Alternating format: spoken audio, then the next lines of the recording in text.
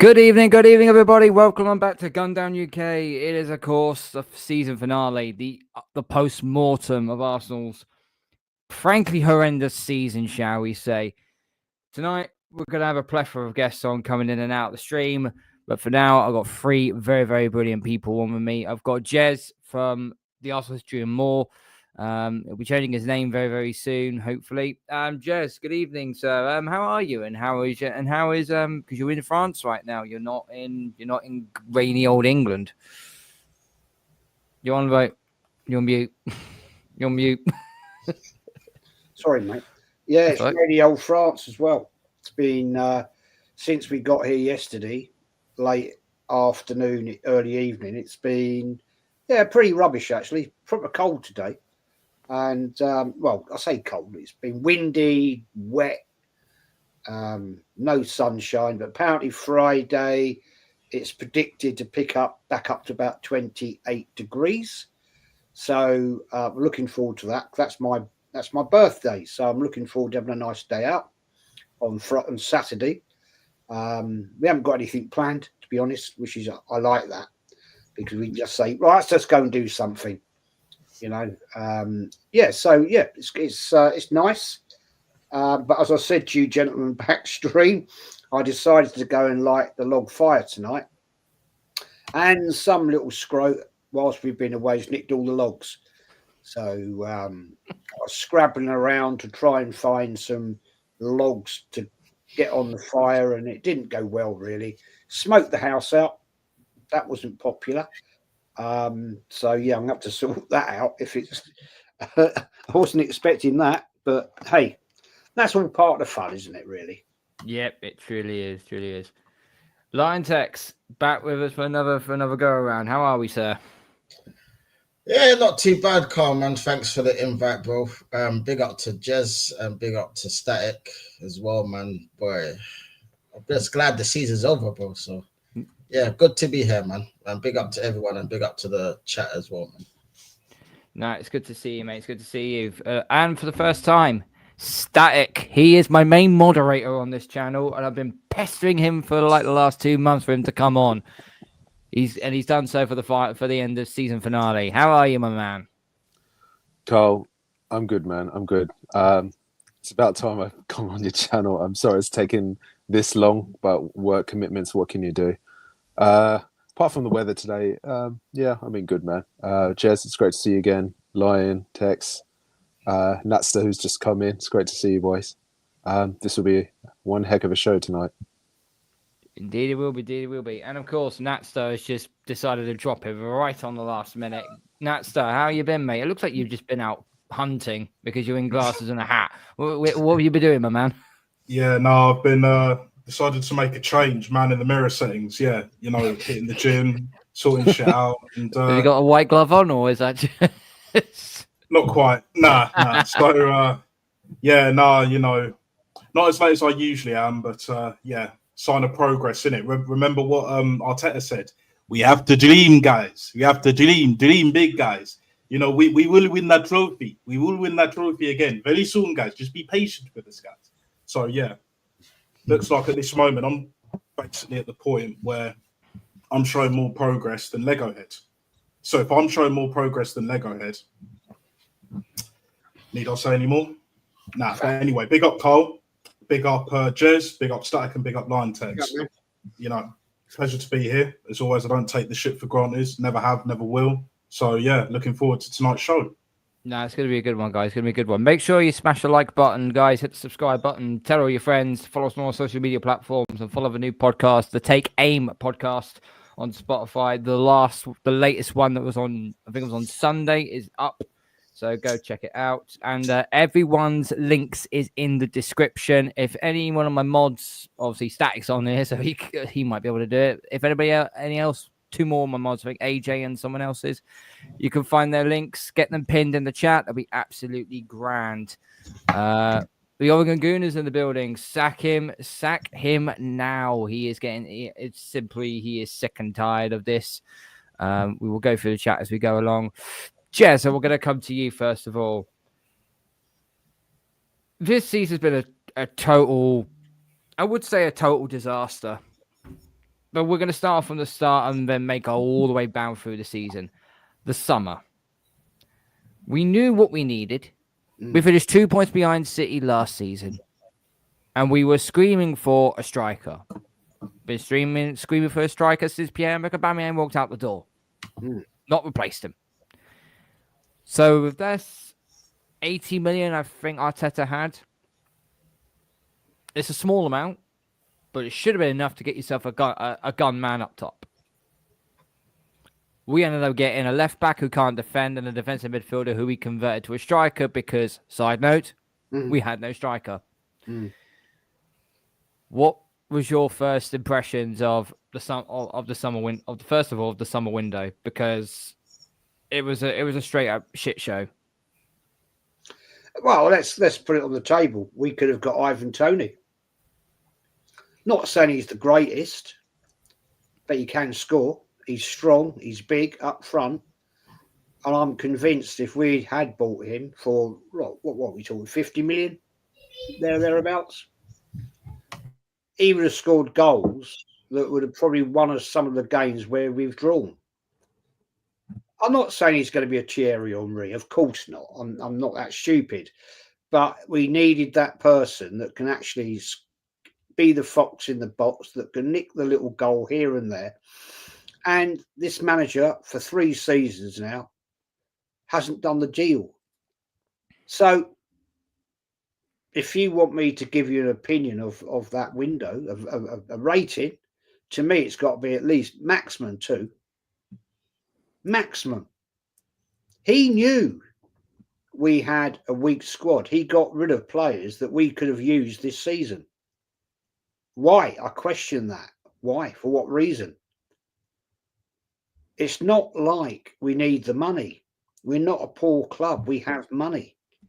Yes, all right, they've got to balance the books on wages, but hey, whose fault is that?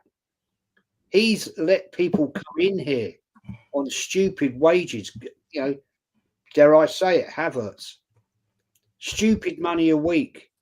For what? What has he contributed? And I can't remember who it was. It's the first season, I believe, I might be wrong, but somebody did pop into a chat I was on the weekend. First season, we haven't had any players hit double digits scoring goals. So what's that tell you? And yet again, he lets players go out the door. Tierney's going back to Celtic for no money. Shocking.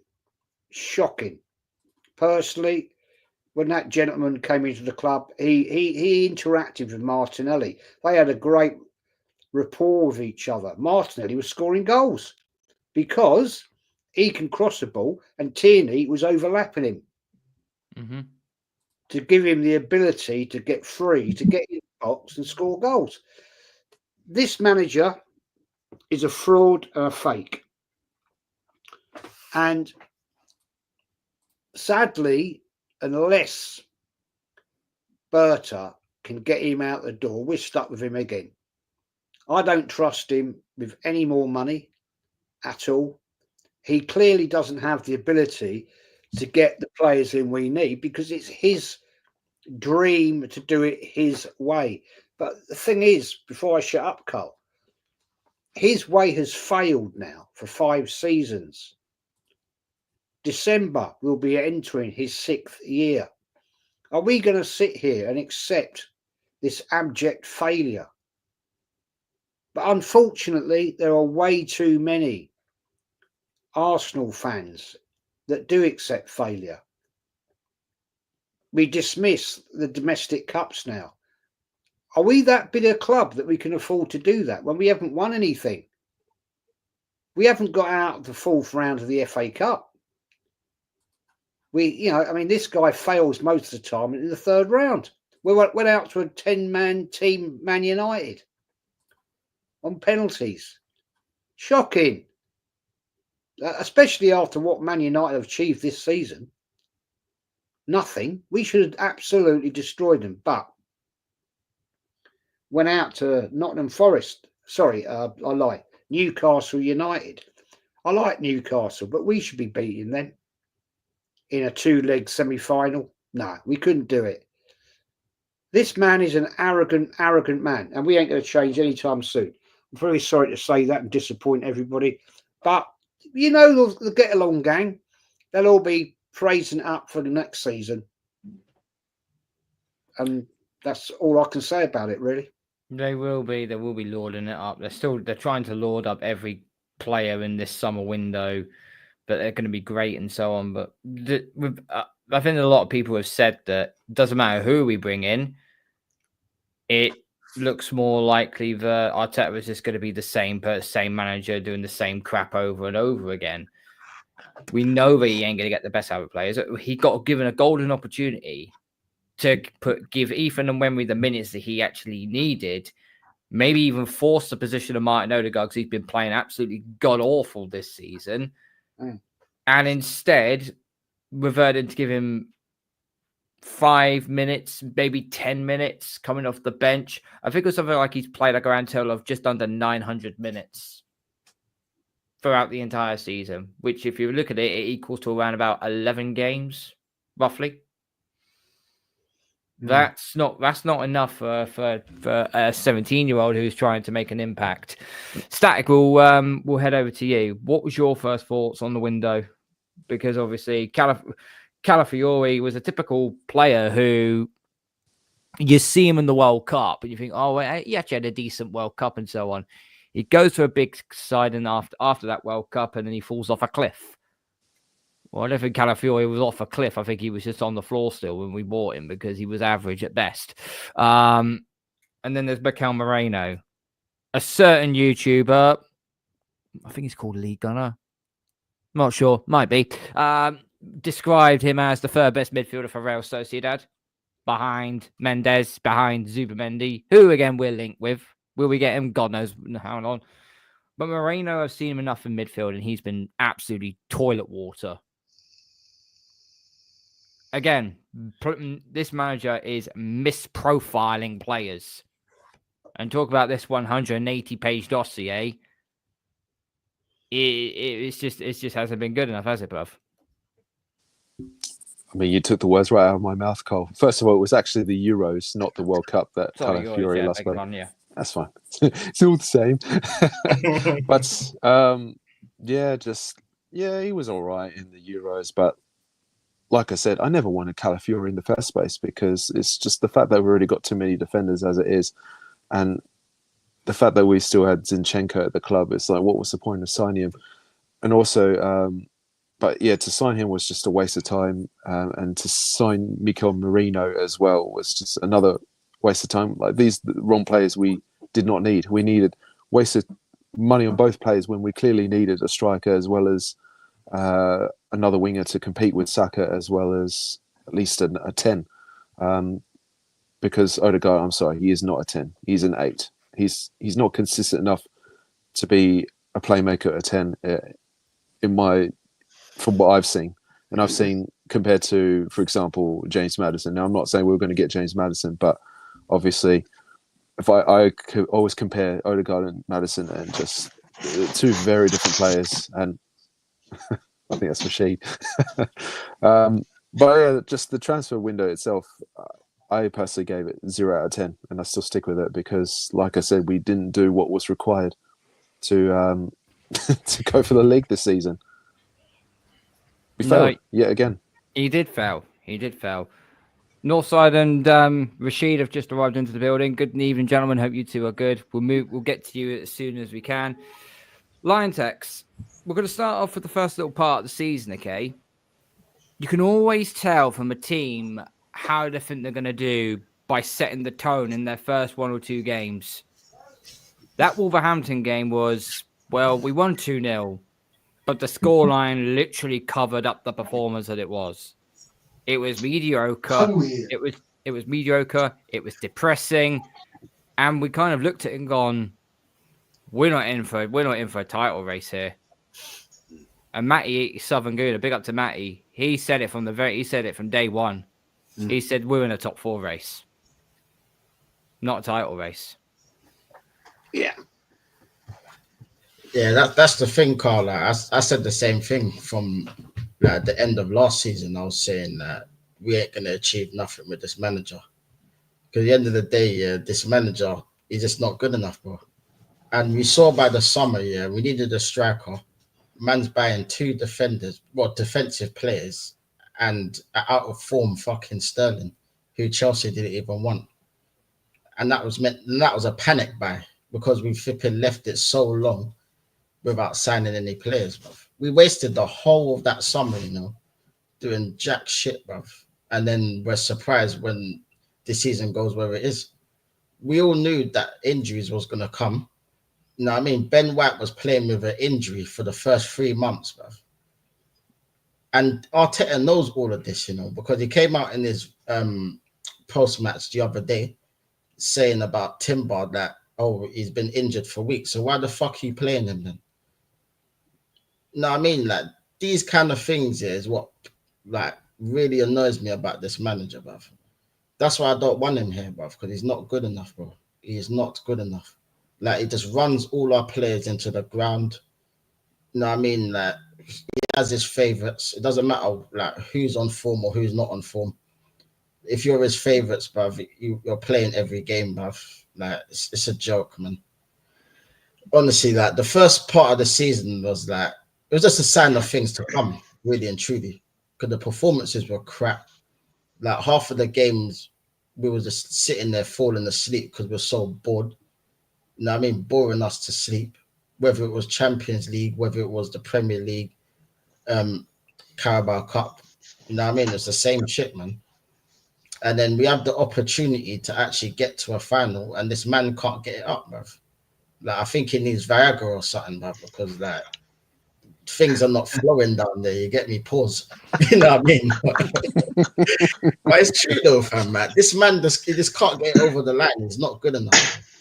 He's never been good enough. I don't know why he got the job. Like, and the PR for this manager has just been sensational since he's been there, bruv. I can't lie. Because I look at this man here and I look over the last 5 years and I think, like, all these top gooners say, they took us from the mud. They don't seem to realize he's the one that put us in the mud in the first place. He's the one that finished 8th. It wasn't Emery. Emery got sacked. You still finished 8th. Yeah, we won the FA Cup. And then you finished 8th again. You know what I mean? So who's literally put us in the mud? You did, bruv. You know what I mean? And all you're doing is trying to undo your fuck-ups, which is still amounting to nothing, bro. So we've just wasted 5 years of nothing, bro. While we're watching all of these teams, winning trophies ahead of us. But people want to explain the 5 processes. It's mad, fam. Like, did Crystal Palace need the process? No. No. You know what I mean? Did Newcastle need the process this season? No. Did Tottenham?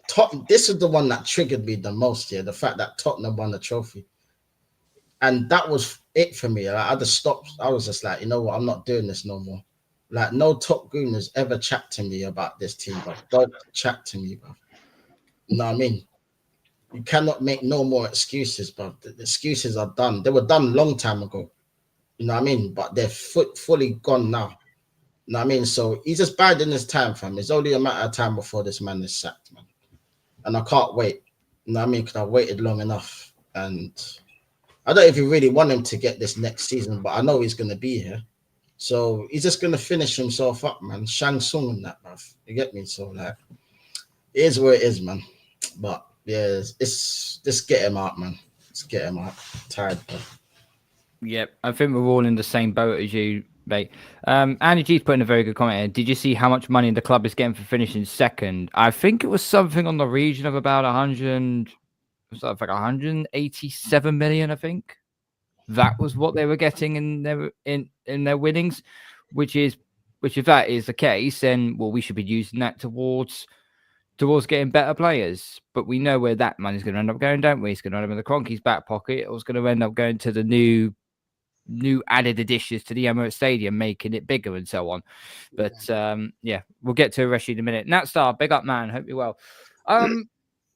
There's been some excuses from the top gooners and so on regarding of injuries, red cards, dodgy VAR decisions.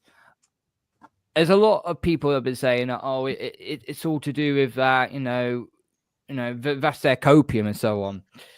I'm about to debunk this theory right now, so I'm going to bring something up here, and I want your say on it. Sorry if I cover anybody's faces in this one.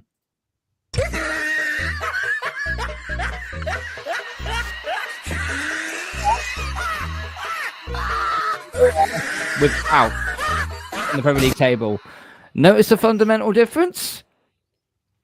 Liverpool is still at the top, and we're still second. Mhm. So please, Natstar, mud them. Well, guys, it is the history of the Asna. Apparently we are the only team that is flooded with injuries. The whole footballing world's against us. Do you know what I mean? Like it's ridiculous. It's like no other team on the planet, never mind in Europe, has as many injuries, has as many like suspensions, has as many refereeing decisions go against us than us. Why always Arsenal? Like, do you know what I'm saying? Victimhood FC, bro. Do you know what I'm saying? Never mind no pressure FC. We are victim FC, bro. Always the bridesmaid, never the bride. Remember that one, guys? Remember that? Yeah. So back once again for the Renegade Master and all of that. Like, for me, doesn't shock me. But then looking at this table right now, you know what they're going to say, guys? You know what they're going to say, right? Oh, but if we got like an extra win with that in mind, then we would have won the league. Well, no. Other teams, mainly Liverpool, who won the fucking league, would have done enough anyway to do the job like they already did. You know what I mean? So it's like, it's a much of a muchness, to be honest. Like, I don't see how and why, these Arteta lovers, these lovies, right, keep complaining, keep making excuse after excuse after excuse. I'm damn near sick of speaking about it, to be honest with you. But at the same time, we know what's going to happen next season. Leatherhead will still be here. We'll get a few players in, at the very least. And then by Christmas, watch what happens by the time we get to Christmas. You think we're going to be first or second or even third? Nope. I'm not convinced at all, bro. At all. Yeah. This is just my opinion personally. I think he's gone by Christmas only because we're going to be sliding down that table. Yeah. Best believe that. And he'll probably get another year, another season. But I just want this fucking fraud, this scumbag out of the football club. We will not move on. We will not get to where we need to be. No progression. No, it takes time. No dreaming, Martin Luther King settings and all of that. No. It's trophies now. It is literally win or fuck off because we are all tired of this shit. People in the chat, everyone on the panel, this is what it's about. When you have the likes of Palace, when you have the likes of Newcastle, fucking Tottenham, all winning this season. Chelsea could win tomorrow night. Liverpool won the title. That's potentially 5 teams, definitely 4 already. Like, when is it going to end? Like, at what point do these bullshitters, these clout chasers, realize that, look, enough is enough? This has gone way too far. It's like a bad joke being told over and over and over again, rinsing the hell out of that shit. And then now, what? We're just going to hope and see what happens. Like, look at them players. After Newcastle, after Southampton, they've already clocked out. You think they're going to turn up next season? Arteta's been there damn near 6 years. They had enough of him this season. probably some of them last season in 22-24. I mean, like, it's beyond a joke. This is abysmal. This is disgraceful. But again, all those 4 or 5 teams that I mentioned that have already won trophies, one potentially going to win a trophy tomorrow night. This is the result of it takes time. Backing a manager when the football club is the star. It's about that. The fans are way more important than just one fucking guy, the manager.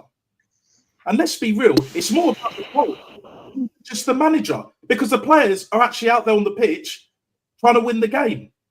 But they can't win the game because Lego Head is vicariously playing through these players and shit. Like it's fucking FIFA. What the hell are we doing here? What the hell are we doing here? I'll end it on this, right? Before I ramble on anymore. When Lego Head gets potted, and he will get potted, I don't want to hear shit from the likes of Igal, Christian, Stricto, anyone else. You know their names and all that shit. The usual suspects. Mm-hmm. There are no more excuses this year. No more excuses for this up and coming season. I don't want to hear nada. And when he goes, you lot can fuck off with him. Jim Jones, Captain Black looking ass motherfucker. Because I'm absolutely done with this shit. Completely. Get him gone, and then we can start being an elite football club once again. Best believe that. Facts, mate. Facts, mate. I could not agree with you anymore.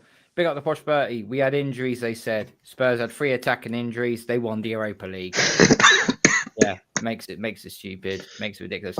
Rashid, big up, man. It's been a while since you come on. Bukayo Saka, I'm going to lead you on to this, okay? He goes down with an injury, and we could all tell that he was going to be injured over the last 2 seasons, being ran into the ground, not being subbed off properly, playing in absolute meaningless games that he didn't have to play in. He comes back, and I'll be very honest with you, he certainly didn't look match fit. He looked fit from obviously the recovery of the injury, but he didn't look match fit.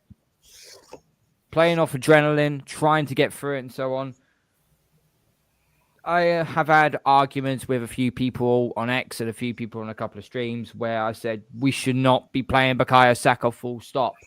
This is a grade 3 tear hamstring injury, and if he ends up freaking redoing it again next season, you've just shortened his career. Or rather, Arteta has shortened his career. And it's not so much as that. Kai Havertz, despite the fact we all think he's a freaking useless donkey. He's Dominic the Christmas donkey, right? He goes down with a teared hamstring. So too Gabriel Jesus. He's now on his 4th bloody surgery. He'll be very lucky to play football again at a proper high professional level, because that's going to kill your speed. That's going to kill your technical ability. 4 scars on your knees. Jesus Christ. That's crazy. That's nothing you don't want to see.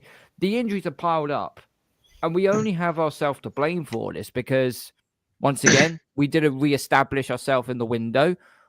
We sold off Smith Rowe. We sold off Eddie Nketiah, who, by the way, won an FA Cup with Crystal Palace. Sent Nelson out on loan. Fabio Vieira out on loan. And didn't get no reinforcements on top of that. So we can tell already from that point that something was going to go badly wrong already. Talk to me, bruv. I want to start with just to kill this whole idea of because we didn't have Saka this season, we didn't win the league. Saka's a good player, but let's be real, we had more points without him than with him in the team. Going back to the injuries, I'm sorry, Arteta. Yeah, last season you didn't have any injuries, but you still didn't win it. So nothing really changed. This season you came in, like you said, he didn't come prepared. He's taken over a team and we have more injuries than probably players fit. You've got Timber out with an injury as well. Declan Rice. These players are never going to be the same. Well, it's a 50-50. They might be the same, they might not be. So this manager has killed the talent that we have in this team. That not that much, not a lot of talent, but like players, for example, Timber, for example, Rice, do you know what I'm saying? Saka. These are the kind of players that are very crucial for the team. And now they're all out with injuries. You can't even sell on these players. Not talking about even Havertz, Gabriel Jesus. These are all dead players. You can't sell them. You can't sell them because they're teams that are going to come in. They're not going to give you the money that you want. We were talking about it on no stream. We were talking about Berta. Well, Berta used to work with someone called Diego Simeone. Simeone used to get players and make them better. Make them better. Who's really better on this manager? If he's not better, he's injured. The best ones that he has are injured because of constantly playing them. Constantly playing Saka. Because when we told them, do you want a player to compete with Saka and Odegaard? Oh, but you'll affect his progression. These fans said it too. They said that it will affect his progression. Go back 3 years or 4, around that time. There are fans out there that said it will affect their progression. Do you know what I'm saying? It's crazy. It's the same fans that said, I would rather keep Martinelli than get Mbappe. You look at the Champions League, yeah? Inzaghi spent 200 million, won 2 trophies, won 2 finals. You got Hansi Flick, phase 1, won a trophy, got to the semi-final. Phase 1. With a bunch of kids. You can't tell me that it was already when he came. A bunch of kids and a 40-year-old striker. I know he's not 40, but the point is like a very old striker and a bunch of kids. He got the semi-final. And he won the league. You go to Luis Enrique, phase 1 again. Oh, but they have money. It's not the same. But my friend, Arteta had the money. Right now, all of us can agree that we need, not just all of us, most of the Arsenal fans will agree, we need at least 7 players, 7 or 8 players in this team. Why? Because this manager has misspent the money. The players that we bought that were shit, that were unnecessary for the team. Didn't even use them. Let's be real. He didn't even use them. He didn't use Lokonga. He didn't give him time like Odegaard. Why didn't he give him time like Odegaard? Regardless of if he's good or not. Sterling, why didn't he give him time? We waited for Martinelli all season to score 6 goals. Come on. Why didn't you give them time, these players? Because every time you don't give time for a player, I see that he's even better, even better than the player that we have. You've got maybe Timber, Saliba, and Gabriel. That's about it. They're the only 3 players that you can really sell. Saka and Rice are untouchable, obviously, but like it's a problem. And we've got 100 million now. I know that people are saying, "Oh no." I think it's true. I'll be real. I think it's true. I've seen it before. 100 mil. That's what we got. Because when they were asked about Rodrigo, that was won everything. 100. All they needed is his package was like 100 million. Oh, that's too much to spend. Oh, is that too much to spend? How are you gonna buy us Gyökeres? How are you gonna buy us Leao? How are you gonna buy us this player and that player? We need 7 players, bro. We need 7 players. Then most of them are gonna be shit. I would rather you buy me 3 players that are top class, world class, right now with this team, yeah? 3 players that are world class or 2 players that are world class that can have an instant impact right now, like Rodrigo and Gyökeres. Instantly, the team is better. And then get us this project players. Do you know what I'm saying? This is how other teams run. But we haven't even started any. We're just talking, always interest, profiling, watching, observing, using just words. Do you know what I'm saying? It's mad, bro. Like, when are we gonna start? I want Romano to say in talks.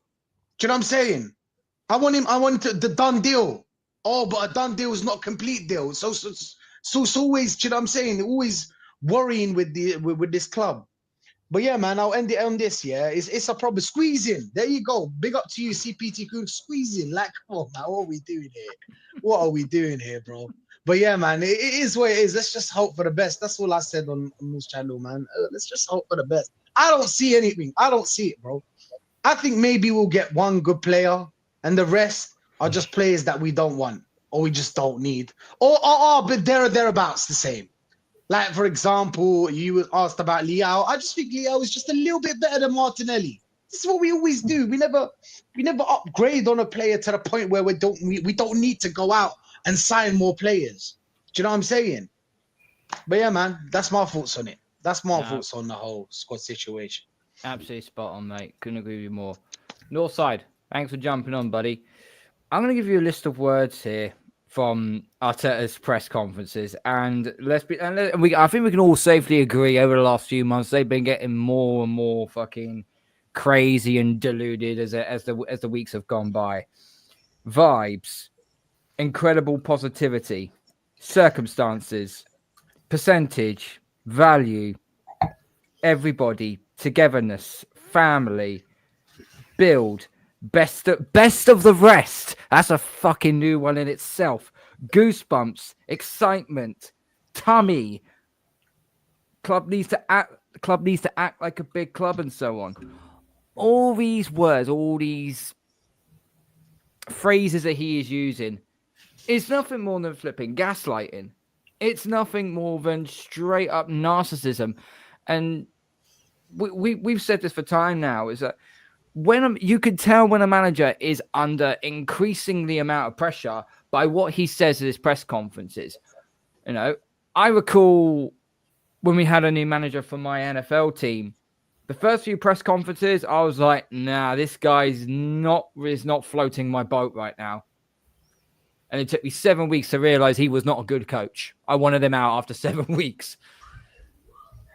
This manager has gotten worse and worse and worse in every single press conference. And some of it is just cringy. Some of it makes your blood boil. And some of it we're just rolling on the floor, picking up our kidneys. What do you say that? What do you say that, Northside? He can add the word loser to his list of words. Because that's all it really translates into. Loser. You're a loser. You know, and the thing, you look at Arsenal, you're like, what are we? What are we? Because everyone of my generation from the 90s, we were known to play good football. We unearthed really good players. We were at the forefront of getting a lot of players, French players, into this league. We could see value in players, you know, some teams overlooked or didn't want to give enough chances, like Thierry Henry. And the type of players we used to bring in, we saw Man City get into money, going and getting our best players, Clichy and players like that. Those are the kind of clubs like Chelsea, Man City, Barcelona. They used to come to Arsenal and try and take our best players. That was the level of the players that we used to recruit. That was the type of level of players that clubs went. We had a striker that Fergie said, you know what, I need that striker to win the league. Is any of the top teams right now take any of our strikers? Any of our midfield, could any of them replicate what Wilshere done against Barcelona? Cooking that Barcelona team by himself. Can any of our midfielders do what Alex Song did when we got rid of Fabregas and he was holding it down as a DM, holding it down and creating opportunities and cooking? Has any of our strikers got the ability, the striking ability of Podolski? Has any of our wingers got the ability to take the game by the scruff of the neck like Alexis Sanchez? Is any of our wingers on the same level as Antonio Reyes or Pires? Are they? I don't think so. This club is not, even like I said, even from my generation, it's not what it used to be. We don't play the best football in the league. We don't scout players and make them genuine world-class or top players. We don't have we no longer have a an academy and a bench that we can use in the cup games just to get us to the quarterfinals, semi-finals before we even need to rotate. This is what we used to be like in my generation anyway, as far as I can remember. That's what we used to be. David Bentley didn't make it at Arsenal. No one gave a shit. Miachi didn't make it at Arsenal. No one gave a shit. No one cared. You're either good enough or not good enough. Carlos Vela didn't make it at Arsenal. No one cares. Sell him to La Liga. Not good enough. Bentner, you're not of the level. Goodbye. Sonogo, you're not of the level. Goodbye. No one cares. Goodbye. See you later. See you later. Now what are we? What are we known for? We're not even known for winning cups anymore. We're not even known for that. And that weren't good enough. What are we? I don't know what we are. We used to play Barcelona-esque football. We used to play amazing football. You'd want to replicate it. But we'd win trophies as well. Now, what are we? We can't. When's the last time we got a manager ahead of the curb? Let's even be real. Even when we got Unai Emery, that was still thinking small because he's only a specialist at winning, European Cup. And I'd still take Unai Emery, but he's not guaranteed to win your Prem. He's not guaranteed to win your Champions League. So we're not ahead of the curve of identifying managers. We're not ahead of the curve of identifying talent around Europe. We're not ahead of the curve in terms of play style. We're not great sellers. We don't sell our assets well here. What we known for here? Literally merchandise and bottling league titles. This club, it's just a facade. So this manager can talk all this crap about transmit and showing teeth and all this crap I hear him talking about. No one cares, man. No one cares. Just win us trophies. I never saw the George Graham era. But you know what? I'll take that if it means I win trophies. We're sitting here again and we're seeing once again, before I finish, we're linked to Mbeumo, we're linked to Mitoma, we're linked to Gyökeres, we're linked to Sesko, we're linked to all these players once again. We got Berta now. Some people in the chat are saying, oh, Rashid, this ain't Football Manager. Okay, so why are you gassing up Berta then? Because on one thing, you're talking about Berta's gonna sort everything out. So then we're giving our requirements as to Jez wants this player, Rashid wants this, Aaron wants this, Carl wants this. But then you're telling us it's not Football Manager. Why are you hyping us Berta then? Either he can get the job done or he can't, innit? Either he's good at getting deals done or he ain't. It's almost like they're gassing it up, but then as soon as we're putting expectation, then they're like, calm down, guys, calm down. You know what I mean? Don't ask for too much. Ain't Football Manager. What do you not want? You want the best thing. You gas up this manager being the best in class. You tell us Berta's an amazing sporting director. You're telling us that we got all this money to spend. The owners are behind the project. You tell us that we've got all these great youngsters. As soon as we start applying pressure, well, hold on. Relax. It takes time. There's context and there's situations that were out of our hands. VAR, the referee. Bro, I don't get it. Either you're behind this, yeah? Either you're going to get... No, man is saying Northside football isn't simple. It's only complicated for us. It's only complicated for us. Yeah.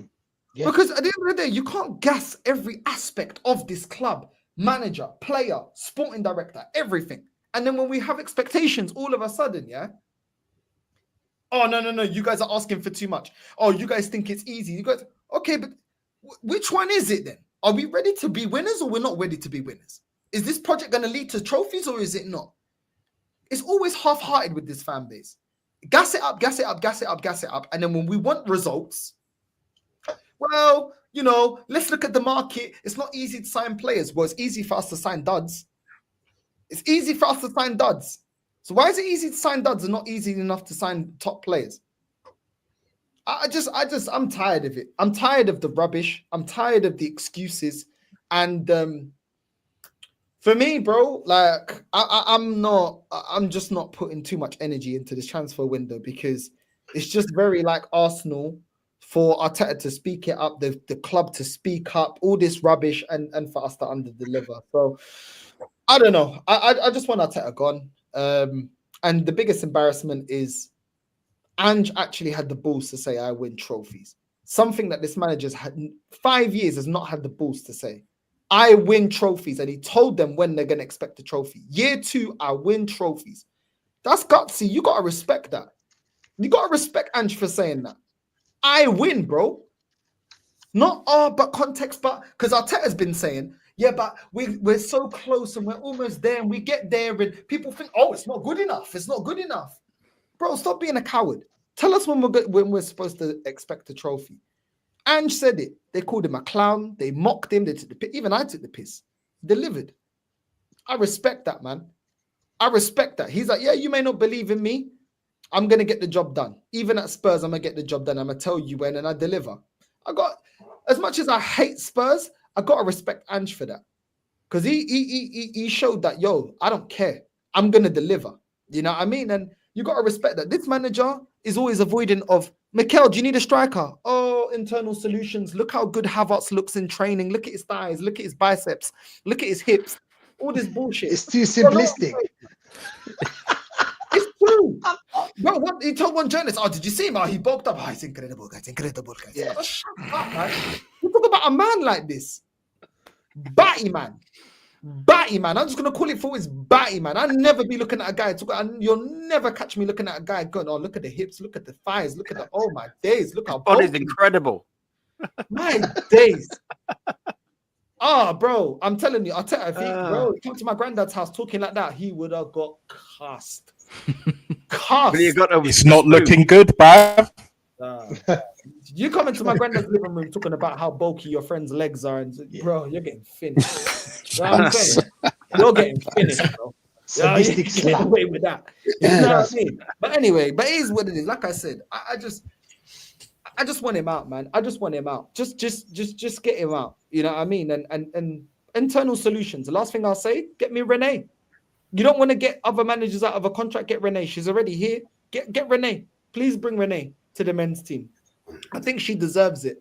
You know what I mean? And probably bring through some of the women's as well, because they got more balls than the men. So bring them through as well. And maybe we'll move forward. But for me, I'm tired of hearing this manager, bro. I'm tired of it, bro. I know. We're all sick of it. Aaron, glad to have you back, mate. Hope you're feeling a lot better, because you've not been well the last few days. So hope you're all good in that. I don't have the COVID cough sound effects on my platform, so can't do that today. Northside actually transitioned really well on it, because Rennie Sledgers, who won the Champions League with the women's team over the weekend, which is a fantastic achievement, by the way, on the Take Aim podcast, went on for about 25 minutes talking about how good it was. But then I also transitioned to the fact that how come is it? It's all right to turn around and say, but when managers across Europe and across the world, it takes them 1, maybe 2 years to win a league, or 1 or 2 years to win a cup, and so on. That's all well and fine. But when the manager of Arsenal women in her first season has only been there since October of last year, goes on and to win the biggest accolade that you can in women's club football at European level, and only the second time in our history have we won it. The last time we won it was back in 2007. I was 16. I was finishing school at the time. That's muddied this manager even more, because now she's gone and won a major in her first year. And here's what I will point out as well. Josh Kroenke. Now, as much as we could say how much about our owners, okay, he was there at the final. He was smiling from ear to ear when they lifted up their trophy. And he got his first grasp, his first touch of what actual major silverware feels and looks like. Surely that's got to be a clock ticking in his brain right now saying, okay, maybe you don't need 5 years to go and win a title. Maybe you don't need 5 years to win a trophy. Because he has said, what was his press conference at the start of the season? He wants to win major trophies. Stan never said that. Stan never, ever, ever said that. Josh, on the other hand, said that off the bat. Is that surely this manager's running out of time, and I think he will be gone by the end of the season. by the end of next season, rather. But can he be gone sooner rather than later? Because what Kroenke has just done or just witnessed, he'll be like, well, I want some more of that. The minute you get that first sweet taste of silverware, you want it more. Becomes an addiction. Yeah. What do you say to that, bruv? Yeah, well, first off, sorry for being so late. I'm not even gonna beat around the bush as to why. It's Northside's fault. 150% Northside's fault. It's all him. He said he dropped the S bomb on me. Yeah, we was just rappling up the stream all nicely, and then he mentioned cold pint of Stella, and then I was like, oh, for fuck's sake, Northside, I've got to go to the shop and get myself one now. I don't think he can hear or not. Look at him. Yeah, he's just an innocent little bastard to the right and to the left of me. Yeah, it's all his fault. Blame him. 150% Northside. But now, big up for having me on, man. Big up to the panel. Big up to the chat. Look, man, I don't actually think it makes a difference in the world of Arteta because he's such a narcissist. He probably don't even care. He don't care that Tottenham have humiliated him by winning the trophy. He don't care that the women's team humiliated him by winning the trophy. He don't care that Eddie Howe humiliated him by winning the trophy. He don't care that Crystal Palace humiliated him and winning a trophy. In Mikel Arteta's head, he's unsackable. He's numero uno. He's such a narcissist. It's not going to make any difference to him. That's the worrying thing. Do I think he's going to be sacked? I don't know. I think we're going to have to be very, very, very bad next season for him to do that, for him to be sacked. And the frustrating thing that I find myself in, bruv, is that I can foresee us being very, very, very bad. I can see it. Everyone on the panel, they're like, yeah, we can all see it. If we don't get the summer right, we're all like, yeah, is there a foreseeable thing where we're all like, yeah, we'll probably be 5th by Christmas? Yeah, I can see that. I can realistically see that. You know, we're looking at the likes of Liverpool now, yes, replacing Trent, bang, Frimpong. They've got their left back in. I keep forgetting what his name is. They're right on the tail of that Florian Wirtz. All they need is a striker once they've got there, and they're going to be a scary proposition. Do you reckon Newcastle are going to rest on their laurels? They are aching to spend, bruv. Aching to spend. Chelsea, even though, you know what I mean, they've not been too much of a threat, will also win a trophy, by the way, most likely. They'll still probably spend. They'll eventually spend their way to the title, 150% about it. It might not be next season or season after. They will get there because money will eventually get them there. So you got Chelsea there. You got Manchester City. They ain't waiting around. What are we doing? Bro? Do you know what I mean? We need to start acting like a big football club because all these clubs behind us, right up our arsehole, they're ready to come and take our place, our second place trophy. They're ready. They're waiting. Look, it's frustrating, bro. You know what I mean? To sit here and the season's just finished. The season technically ain't even over because there's still a European game to play. And we're all scratching our heads thinking, for fuck's sake, I'm dreading next season. We don't win anything. I wish the ladies winning that European trophy would spark something in top of their head to get some wheels ticking over and Arteta's going, oh, yeah, shit. Yeah, it does take time.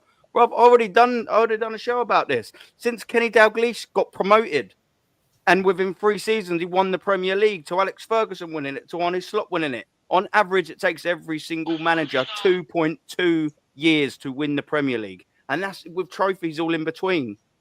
We're at 5.5 under Mikel Arteta, and we're nowhere near fucking closer. In fact, we're getting further away from it. How do I know we're getting further away from it? Because we've won 8 games less than we have last season. We've drew 9 more games than we did last season. That's ridiculous. We've scored 22 goals less than we did last season. We've conceded 5 more than we did last season. We've got 27 worse off goal difference. We've got 15 points less than we did at this stage last season on 38. We're 8 points off further away from the league winners than we was. We're regressing in every single metric. Every single one of them. But not even just like, oh, we're 1 point behind or 2 goals here, 2 goals there. Some of them are 20s. They're in their 20s. That's a fucking drop-off. That's not 5 or 6 goals. Like the defence, you could say, oh, yeah, 29 conceded last year, 34 conceded this year. You know, it's still not better, but it's mere. The goal's 22 less. 15 points less than last season. This ain't no tiny little gap. That's a fucking landslide. That's regression. That is proper regression. Look at us getting humiliated. We found out that we are at best 150% at best a quarterfinal side. Do you know why we're at best a quarterfinal side? Because we got taken the fucking piss out of in every single leg that we had. Newcastle home 2-0 took the piss out of us. Away 2-0 took the piss out of us. PSG 1-0 took the piss out of us. PSG again took the piss out of us. In all games, all 4 lost. Never really in any of them ties. If you added up that 360 minutes of them whole 4 games, we were probably in the tie for about 10 of them. It's ridiculous. And we're expecting to sit there and now go, oh, yeah, just because Bert's come in the door. Just because Bert has what? He ain't done anything yet. Granted, it's only 27th of May, but we've still only got from the 27th of May to work with. And guess what? We've also got the last 5 years. And the last 5 years are shit. The last 5 years are terrible. They're not anywhere near where good enough. I mean, bro, to answer your question, I just think Mikel Arteta only thinks about Mikel Arteta. I don't think he cares about anyone else but Mikel Arteta. And do you know what the problem is with Mikel Arteta is? He don't learn. It takes him too long to learn if he does. And we'll just be walking into the same old shit next season. Because whilst he might have better players to play with, once Bert comes through the door, fingers crossed, he's still going to be the same useless shit manager. And that is just fact. And I bloody pray that his sacking is sooner rather than later, because this club will always, always, always be strained and pulled backwards while this prick's in charge of this football club. It's fact. Sorry for going on. Only one way to say that. You were spot on there, bud. Spot on there. Frustrating. No, it's frustrating. It is completely frustrating. I've got some star chats to go through here. Aaron, you're not even streaming on your channel yet, and you're still getting some money. What's that? You had a couple of super chats that's come through on my thing here, and it's actually. I don't think they're on mine. Well, they came through my list here, and I signed it, and then it's like gone through. Okay, there was just two super chats of £2 each, so whatever. Although Jams was doing it again, predictions for 25, 26. I'm like, yeah, okay, whatever. Mate. One for me and one for Jez. One for you, one for Jez. Yeah, that sounds about right. Yeah. Don't send super chats on here for me. It's not my channel. Don't do it. Yeah. Please. No. It's not my channel. No, don't worry, guys. Don't worry. Oregon. So Dow's in the building. Sack him now, as we already said. Some are so guilty. Said embarrassing. Colt taking over Arteta in successful season according to AFTV. I mean, what it's getting stupid now because it is turning into a cult. What once is a following, it has now become a cult, and it's getting stupid. Why our fans also want every player the media mentions? Do we know any other player? Northside, I've jumped on your bench on your side of thing by saying, why don't we get Pavlidis? He's certainly a better technical player than Gyökeres, and he's got more to his game than Gyökeres has, and he will better suit our style better than Gyökeres will. But because he banged in nearly 50 plus fucking GA and whatnot, that's what these fans want. I mean, don't get me wrong. I think Gyökeres, it is a very, very, very good player. You put him alongside Isak at Newcastle, then you got a two-headed monster to deal with. That'll be perfect for him. That'll be absolutely perfect for him. He comes to us, he might struggle. Oshman versus that Portuguese league. Coventry man is not even a debate, but everyone wants him for us for big money. Go along and get along, idiots. Yeah, that's true. I've rated Oshman for a while, and he's doing pretty decently in the Saudi league as it already is. Would any of you lot take Victor Oshman? Nah, not for me. Yeah, go on. Sorry, go on. Yeah, no. I was just gonna say, yeah, like not for me. Like I've seen enough of him and how we play. Like he's not going to get the service. Number one, number two. Even if he gets the service, like he's just going to get drowned out. Like that fucking donkey, Kai Havertz, purple patch. What has he got? Like total goals? 15? Probably less. Like less than 10 Premier League goals. Yeah, he's been injured, but whatever. Like I just don't see how he can really take us to the next level. Because where we're at right now, if we had a Victor Osimhen, I don't think we'd be that much better off. To be honest, that's just the way I see it. Whereas with a Victor Gyökeres, Pavlidis, whatever his name is, then yeah, we would be a lot better off. You know, because like to me, eye test is numero uno, and then the stats back up the eye test, not the other way round. Like the Get Along gang thinks that it does. And this is a problem with modern football. Modern football is beyond tapped. You have these fucking bozos with their fucking spreadsheets, like they're doing algebra back in school settings. You know, this ain't the Disney Channel, mate. This is fucking elite level football. Elite level football. And in elite level football, you've got to give us, the fans, results. Something to cheer for. Trophies.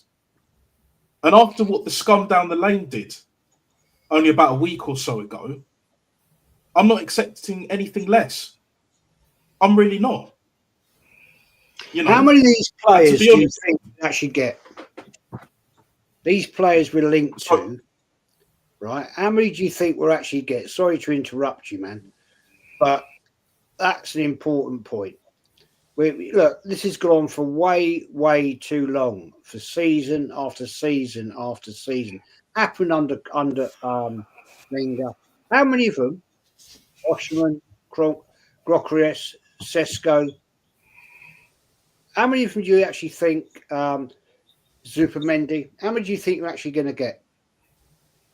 Jez, I can answer that. I think we're worst going to case, get like a few, Jez, like 2 or 3. Worst case, yeah, boys, sorry, worst case scenario.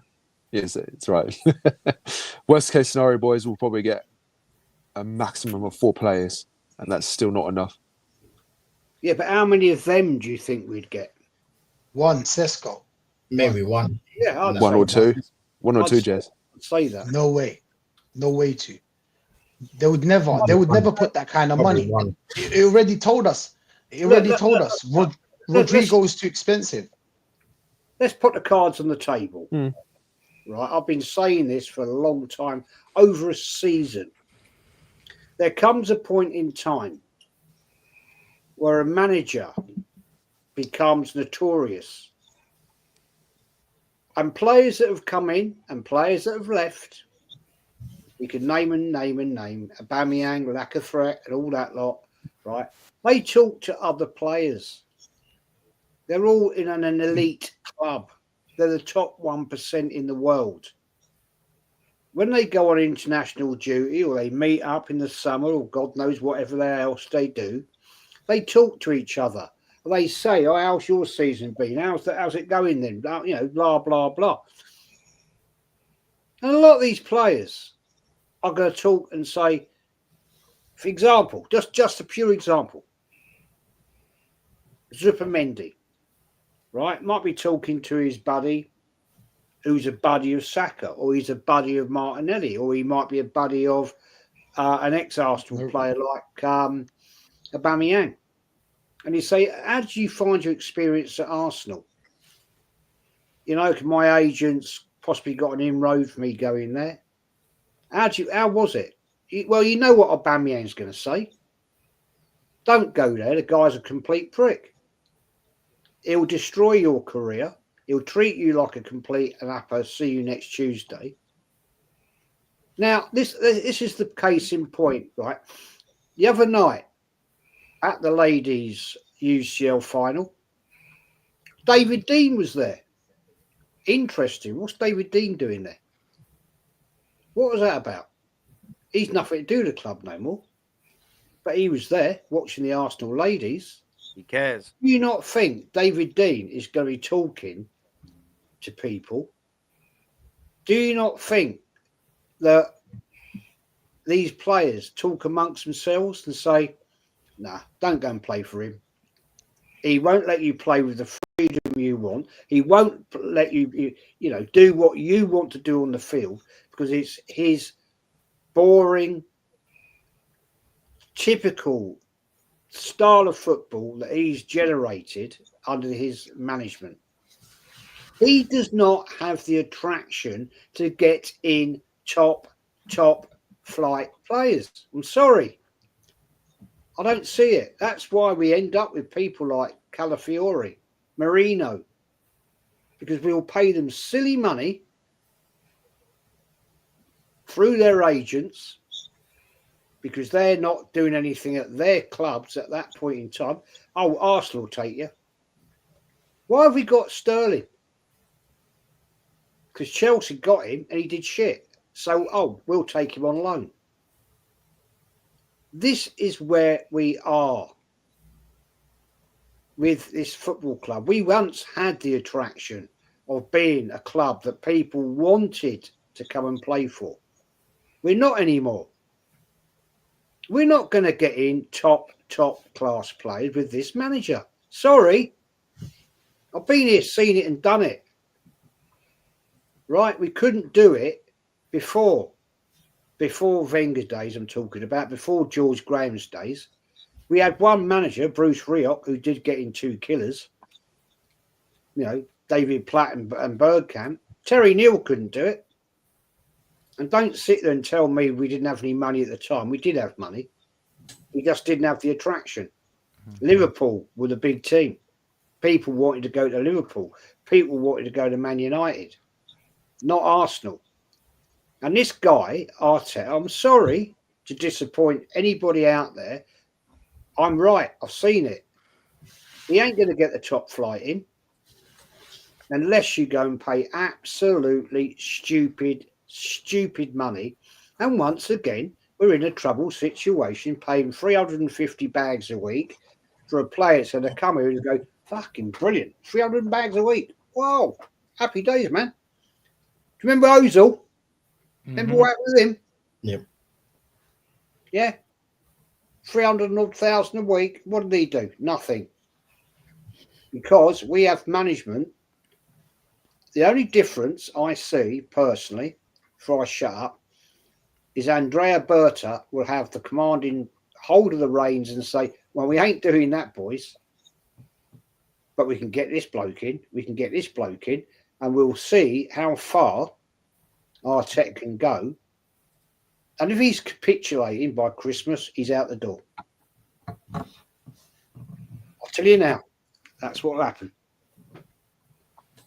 No, absolutely facts, mate. Absolutely facts. This comment makes me laugh. Arsenal should sign Mason Mount. Get that. You can stick that scrub where the sun don't shine, mate. There's no way. Jesus. No.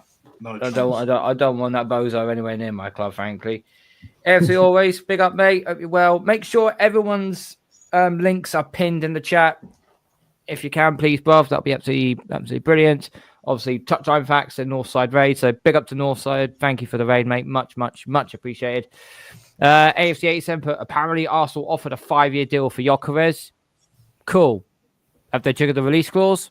No, they haven't. So doesn't make a blind a bit of difference, frankly. No. Box form court cutter, Arteta in, league title coming next season. Okay, whatever, mate. Much appreciated. Question to you, Jez. Being the elder statesman of the panel, what has changed between the Highbury Arsenal and the Emirates Arsenal? Way too much, mate. Highbury had an atmosphere. And football, in fairness, back then was different. It was pretty much community football.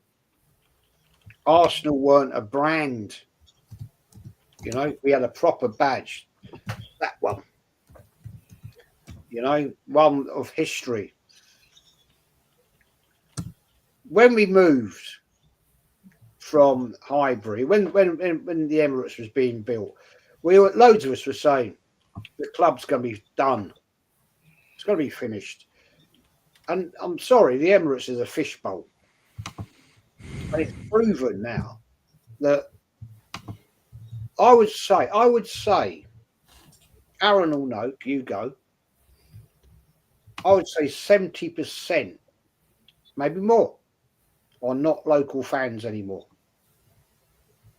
Hence, when it comes to like 10 minutes before the end of the game, fans are walking out the door. they want to get in the train to hook off out to the Shires, which I find laughable personally, especially when it's a 3 o'clock kickoff. But the club died, man, when we left Highbury, because it had such history, had such an atmosphere. Any point in the ground, if you'd never been there, it is something special. It was a tight-knit ground. It was a small ground, admittedly. There's no way you could get... Well, actually, that's not true. I was going to say something there. I've been at Highbury when there's been 54,000 for Tottenham games and Man United games back in the 70s and 80s. Was it standing, was it, Jez? Not all standing, but he had the upper and west, the upper west and upper east. But the bottom half was all terracing. And you were like that. Swear down. And it was not a nice, pleasant. It was a bit... I can only imagine what must have happened at Hillsborough. Must have been horrific. But it was not a nice atmosphere. When you got 38,000 in the North Bank, because there was no real health and safety then, to be honest. And it was not a nice time. And those sort of Man United Tottenham games were a bit of a nightmare, because originally the capacity was 42,000. Then they reduced it. But in the 70s and 80s, you used to get, bad times. I mean, it was uncomfortable. That's why I told you the stories before. You know, you couldn't get to the toilets, man. People would piss down your leg. I remember you telling me that before. Just leave covered in piss. Yeah, I mean, the front, at the end of the game, the gully down the front, that'd be just full of piss. And you can see it running down the bloody terrace. But I bet it fucking stank sometimes, isn't it? I mean, come on, man, yeah. The North Bank toilets back then were disgusting anyway. You didn't even want to go in there. They're not much better now, Jez. I'm not going to lie, mate. I don't know when the last time you've been. I know you give up your season ticket about 8 or so. Yeah. But they're not that great now. I'm not going to lie to you, mate. They're probably not as bad. I've got no reference point, but they ain't great now either, bruv. No, but football's moved on. Unfortunately, for the worst in my opinion, to answer that question, football's moved on to the worst for atmosphere. Highbury had the atmosphere.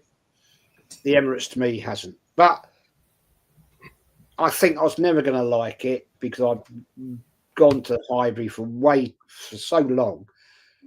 It's like moving home, and you think, nah, I don't like this house. You know what I mean? Do you get it? Do you understand what I mean? You know, living around the area, you know, knew so many people that went to the games. It used to take me half an hour. There's no word of a lie. From my mum's house, my mum and dad's in Avenel Road, to get up Avenel Road into the concourse on the North Bank. It took me half an hour. You'd end up talking to people. You know, just chatting away. Then you'd have a bag of chips from a street vendor or a hot dog or whatever, and you end up chatting and all that. That was proper football, man. How much back in the day for a burger and chips? So I know how much it is now. It's about 13 bloody quid, even just from the vendor outside. How much was it back in the day? A little cheeky burger and chips. Probably early mid 80s. Probably about $3.75, something like that. I mean, the burger's great. Hang on. Hold up, Jez. Northside's got a bounce. Right, man. Northside, thank you for coming on, bruv. What have you got coming up on your channel, mate? Big up to the panel, man. Yeah, just more exciting transfer news tomorrow. You know what I'm saying? I'm tired of it, Nearly, you wanker. I'm tired of it. I'll be honest, man. I'll be honest. It's long, man. I just sign the players. But listen, big up Jez. Big up Natster. Big up to all the panel. You know what I'm saying? Big up to all you guys. Love Carl for having me on as well. And yeah, man, just gonna have dinner and sort out the transfer news for tomorrow. What's on the menu, North? What's on the menu, bro? I got soup today. Oh, you look well excited. Oh, fucking so You're in trouble, Northside. You're in trouble, bro. rough. Build up them bones, man. Build up them bones, man. Diet, man, diet. I was getting a pot belly. Look, no Maggies, I've drank no alcohol today. You see, no Magnum. Me and Jez are behaving. Normally, Jez has got the wine. He has got the wine. You just haven't. You just haven't been. Oh, he's got the wine. You're not very observant tonight, are you? He's got the wine. You made me go to the shop and get a couple of fucking tins and all, Northside. I'm invoicing you for them 4 beers, by the way, man. I'm invoicing you for them. Yeah, come on, man. Listen, big up, man. Big up to everyone, man. And I'll speak. Big up. Big up, North. Pick up, bro. Big up North, man. Yeah, big up North. I'm going to bounce as well, man, because By all means, I'm bro. going to go and have a proper French meal tonight. Is Mull, it snails? Yeah, I was going to say that. Frog's leg. It's just happens if frog leg. Is it toes? I like frog's legs. I've actually got some escargot. We're having mulls and chips with big, proper, crusty French bread. Beautiful. Le baguette. La The baguette. baguette. La baguette. Oh, enjoy, Jazz. Do that, man. Anyway, gentlemen, Bonsoir. all of you. Monge too. Bon nuit this time. Bon nuit's good night. Au revoir, Dress. Au revoir. Au revoir. Au revoir, Jess. Take care, Jazz. Right. Big up, Jez. As always, Take Godfather. care. See you tomorrow. Enjoy, Take Take care, Jess. Take care, sir. Chill. Normski, welcome aboard, mate. You've been sitting there very, very patiently. We've been going through what's basically what has happened throughout the entire season. It's been an absolute mess from start to finish, from the signings to the start of the season to the injuries being labeled as excuses. The manager once again can't get out of his own fucking way if his life depended on it. But one subject we haven't talked about, big boy Andre Berta. Andre Berta, mate. How much difference is he going to be now that he's sporting director? But how much control is he going to have, and how much reign is he going to have over Arteta? Because now the Conkeys look like they've had enough of him saying, you've blown 750 million in the last 5 years. There's nothing to show for it. There's a reason being why they never gave him any money in January. Probably because they paid Berta to get here. Yeah. So how much confidence do you have in Berta turning this ship around? Well, yeah, listen, I'm glad that the Cronkies decided that enough is enough. Yeah. And silently they're going about it the right way. Arteta is probably sitting there thinking, oh boy, I think there was a footage of him sitting next to Josh Kroenke at the Southampton game. Josh's face wasn't pleasantly smiling at all. He looked quite serious. He must be thinking to himself, look, all this money I've spent and you're just about beating Southampton. I think Berta will have some real significance in the club in terms of how he goes about the transfer business. I think short term, because at the moment there's this speculation about the infighting that's going on and whether, he wants Gyökeres and Arteta wants Sesko. I think I'm confused at the moment because at the moment I don't know who's holding up the process at the moment. That's the problem. I don't know who's holding up the process because, maybe they had already sorted out signings before because obviously Zubimendi looks like he could be coming. Arteta's got his eyes set on Sesko, but I think that's just going to be a wrong move. But regardless of probably whoever comes in, I think Nasta said it. Whoever comes in, are they going to really make a difference? And I think the reason why I don't think they're going to make a difference is because of the way Arteta coaches this side and the style of play significantly. He needs to change his style of play, and it don't matter what kind of top striker you bring in. If Gyökeres is scoring 40 odd goals or whatever, count that, get that down to 15 if he plays for Arsenal. because he'll have him tracking back, yeah, and not playing in his role as a proper striker. And that's what Arteta does. You know, it's Space Jam. Yeah, he does Space Jams on attacking players. Literally deprives them of their, their quality in front of goal. And I think with him coming to the, if he does come, which I hope he does, but it's very much everything's up in the air at the moment. And I'm just kind of like, at the moment, the way I feel right now, and when I came onto the stream, everybody was kind of like, is it going to really happen? You know what I mean? What's this transfer window going to be like? Some people are saying it might be only 2 players. Some people are saying it might be 1 player coming in. Until I see Berta standing with whoever it is, then I'll have something to shout about. But at the moment, it's just speculation at the moment. That's all we can look at. It's just speculation. We're hearing, we're rumoured with this one. We're linked with this one. We're linked with that one. Yeah, you've got Liverpool flying in Frimpong for what do you call it, Man United, looking like they're going to sign Cunha. Yeah, they're getting their business done whilst we're here twiddling our thumbs and trying to figure out between Sesko and Gyökeres. I'm just kind of at the moment. I'm just kind of like, that's how I feel right now. I feel a bit deflated. Am I going to be deflated when it comes to the transfer window? I don't know, mate. I don't hold much hope at the moment.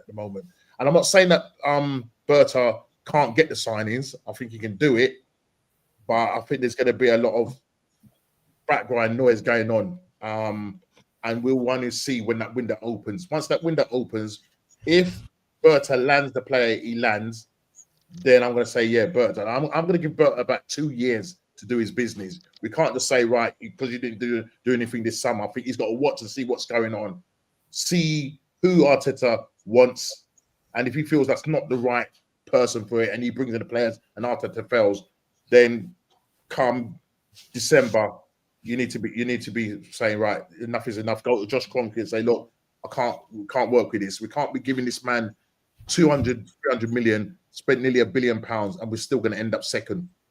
It's just not good enough. We might not even end up second, because I'm looking at other teams like Newcastle. I'm looking at Liverpool already. You know, I think at the moment, the way Liverpool are going at the moment, I think they're going to be, for the next couple of years, be ruling the roost at the moment. So, yeah, I'm just kind of like, yeah, at the moment. Sorry about this, guys. Plus, I've had a really mad weekend, so I'm just like, I'm just cheesed off with the whole season, and I'm just cheesed off with the mutant fans just chatting rubbish, man.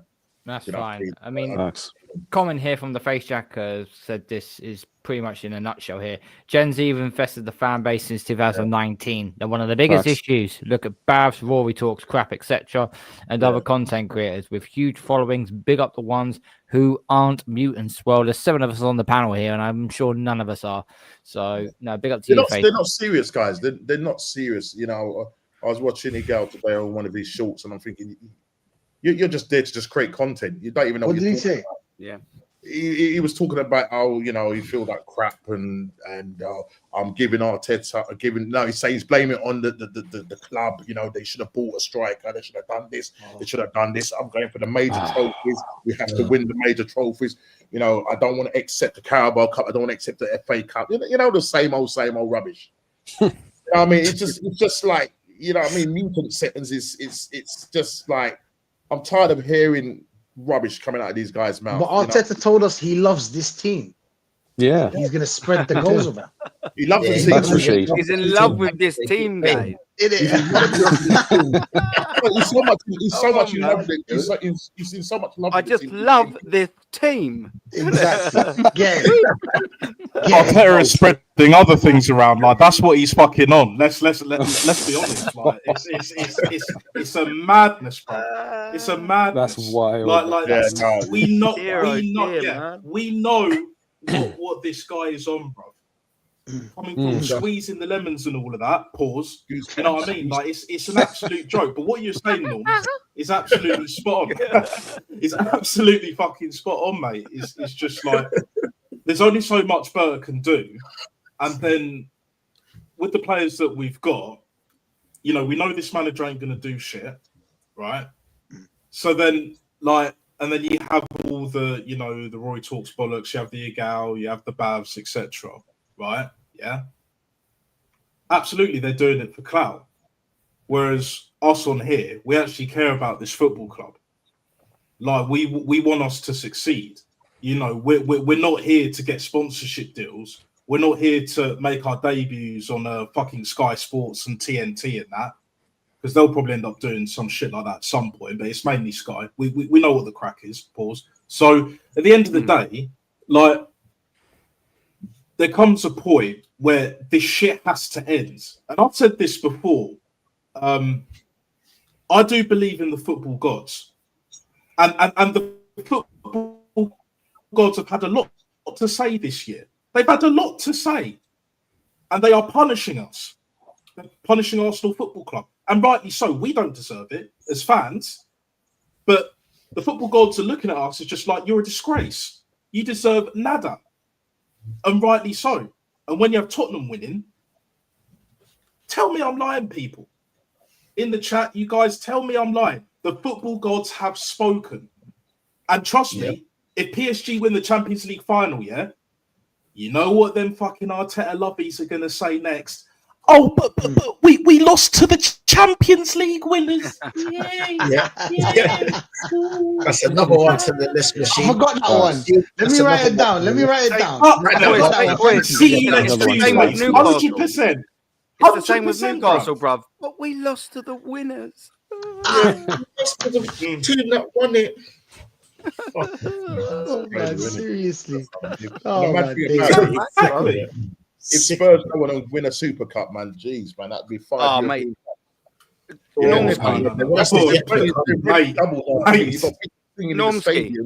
Yeah. If Spurs win that Super Cup, they will best our 139-year European pedigree in 3 months. That's crazy. That's Tottenham, you know. That's Tottenham. mad. Do you think they're going to sack Ange? Do you know what? If it was Ange, Rob, do you know what I'll do? I'll be like this. There you go, mate. I told you I'd win in 2 years. This is for the fucking stick. There's your trophy. Yeah. Fuck you. I'm leaving, mate. Exactly. I love the Australian accent. You killed it. You killed it. Man. But you know what I like about Ange, yeah? He came out and said it with chest. You know when Arteta gets asked, if you go read through the press conferences, obviously, you know, not many of us do until we're on the YouTube thing. Then you start reading through the press conferences. He'll say anything apart from winning the trophy or winning this or going for something. So it's always excitement, trying. We dreamed. We had a dream. Do you know what I'm saying? So it's never like Ange came straight away. I win in the second year. Yeah. He never. Arteta would never say something like that, even though he comes out like a person that has ego and whatnot. But I want to see some of that on the field. I don't see any of that on the field. All I see is you just insulting our intelligence. That's all I see. Yeah. Telling us some bullshit. Every press conference is bullshit. Feelings. And what about the players? What, he told them when he was asked, what about how something happens to the players? Oh, bro, they're on 350. Sorry. They're on 285K a week. What do you mean what happened to the players? It does not matter. Do you think the guy that we work for, the guy that I work for, is he going to be like, oh, what if RACHID is not all right? Like something happened to him and his family. You can't, he won't be performing at work. No, he's going to be like, come to work, do your job, and leave that at home. And then he went on to saying, oh, but what about schedule? I got them right. I've got them written down. I've got all of this bullshit written down in my head as well. Oh, what about the schedule? So it depends on the schedule next season. So if you have Liverpool, City, and then Chelsea, it's a tough one. Yeah. Do you know what I'm saying? Remember, you play the same teams twice. Exactly. You play the same teams twice. Actually, you know what he also said in there? He said, not only did he talk about the schedules, he talked about it depends on what ref you get as well. He talked about the referee. He actually said it. He goes, well, he looked at it, so you have to look at it in context. What's going to happen next season? Well, you got to look at the schedule. You got to look at the referees. What about them? What about them? But that's the excuse for next season. See, That's if what I'm saying. anything goes wrong, Rashid, he's putting it out there already. He's putting it out there for the mutant fans to go, Arteta, we love you. we scored a corner. I think that's where the top gooners got their excuses ready. from their master. Ready. And you wonder why we think they're in a cult, bro. Why it's a cult. The cult of Arteta. Jim Jones says. Captain Black. You know what? I've been saying this shit. Natster. Go on, Aaron. Natster, do you know what, boys? I've actually come to the conclusion that we probably would have won the Carabao Cup if it weren't for that damn ball. No, oh, come on. The ball. The ball was so low. That was so...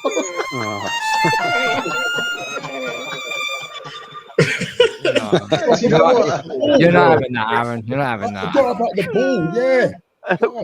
The ball. Oh, the ball that was okay in the previous rounds until you got Newcastle. Yeah. That damn He's ball. got a poker face. Arteta's got a poker face because he said he was so serious. I bet you, mate.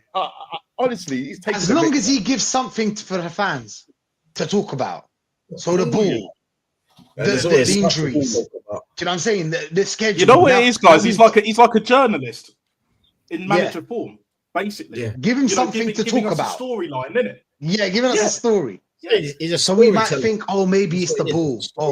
But I didn't understand the whole thing about the ball because we played with the same, as in Newcastle had the same ball. We had the same ball. So why wasn't it a problem for Newcastle? Why is it a problem for us? What I don't understand what his point was, but that's how it is with this. With you know what, manager. as well though, Rashid. Like it's not as if there's just one ball. There's numerous balls on a match day. So then that must mean that over both of them legs, the numerous footballs that were used, every single one of them just weren't quite at weight. It's ridiculous. Yeah. What are we doing here, man? They're like, I wonder what. Don't forget, lads. Don't forget. It's been raining, guys. Don't forget. I think in one of the games, or maybe both of them, it was raining. Let's not forget that. It's been raining. Yeah. And it was only raining in the half that we were attacking in. 100%. You know what it was? There we go. It was scattered showers. Yeah. So one half was like just following us around like a cloud, isn't it? Do you ever, was it Monkey Magic? I think years ago, and they used to have like a. Isn't it Looney Tunes? And used to follow it. That's what. Yeah, something like that. Just the cloud following you, in it, no matter where you move. There's a cloud that's been following us. Also, it's fucking Mikel Arteta, isn't it? Was it the Truman Show, innit? Remember, like when he's like sitting on the beach, and it starts raining. He moves one way, and then the rain follows him. He moves the other way. The rain keeps following him. That's basically us, bruv. It's been raining. Ty knew all along. Ty might be an unknown genius. He knew all along. It's been raining. Oh my days. This comment here is Dominic. You guys always say Arteta spends 700 million. He spends 700 million in 5 seasons. Very bored, failed Arteta. Okay, wrong. Mate. Well, first things first. Okay, learn how to spell. Tell him about it. Yeah, just like that, right? And then, secondly, the board failed Arteta. They're giving him 750 million. Name me another board that's failed the manager given that sort of money. Tell him how much Inzaghi spent in 4 seasons. 200 million. I think 4 or 5. Somebody correct me if I'm wrong. 2 trophies, 2 Serie A's and 2 finals. Yep. He spent 200 million. Klopp in 5 years spent less, got 1 more. We can keep going with this. The thing is that why I mention only these big clubs, because if I mention a club in Romania, you'll tell me, oh, but it's a Farmers League, it's different. Do you know what I'm saying? So we have to mention we Liverpool, the same situation as us. What is the difference? They have a proper manager. They had a proper manager that's done it before. He came in with a great CV, just like he was happy for Berta when he came in, because he had a great CV. Do you know what I'm saying? This is how I know that Arsenal fans just lap up anything the board does. They bought in Berta. They're happy because what did they tell you? They tell you, oh, he has a great CV. Why weren't you worrying about the CV when we bought Arteta? Did you believe Pep Guardiola, bro? Did you believe him? Pep Guardiola is a snake. He does that all the time. He bigged up Ten Hag. He bigged up He bigged up what's the bold guy's name? Maresca. He bigged up all these. Of course, he's gonna big Vincent them up. Company as well. Like, do you know what I'm saying? They're his friends. It's because he has the CV. Yeah, it's because Pep has the CV. Pep's the like demigod. He's like the top tier, ultimate. Yeah. Like in their eyes, he's one of the football gods. I don't think so. That's more Fergie. You know what I'm saying? Ancelotti, when he hangs up his jacket and he's smoking that cigar and all of that. Do you know them ones there? But I just want to say this, right? Yeah. For me, Lego Head's time is nigh. We know this. We all know this. The chat knows this. He's run out of excuses. The mutants are running out of excuses. Look, and to be fair, I almost applaud them for still continuing with trying to scrape for a few more excuses here and there. But this up and coming season, it's done, bruv. It's not looking good, bruv, at all. And when this manager gets potted, trust me, I will be celebrating. The tears will be glorious, and we can finally start being a proper football club. Because trust me, I'm not hearing no, it's Berta's fault, no, it's the board's fault, and I've been on the board's neck. I have been on the board's neck, but at the same time, I give credit where credit's due. In this January, when they didn't spend, I was like, you know what, board, fair play. Took you long enough that this manager can't be trusted with any amount of money. That's what the board did. The same board that have been backing this manager since day one with their PR. But like what Matt said, big up Southern Gooner each and every single time, right? Yeah. Failure's expensive.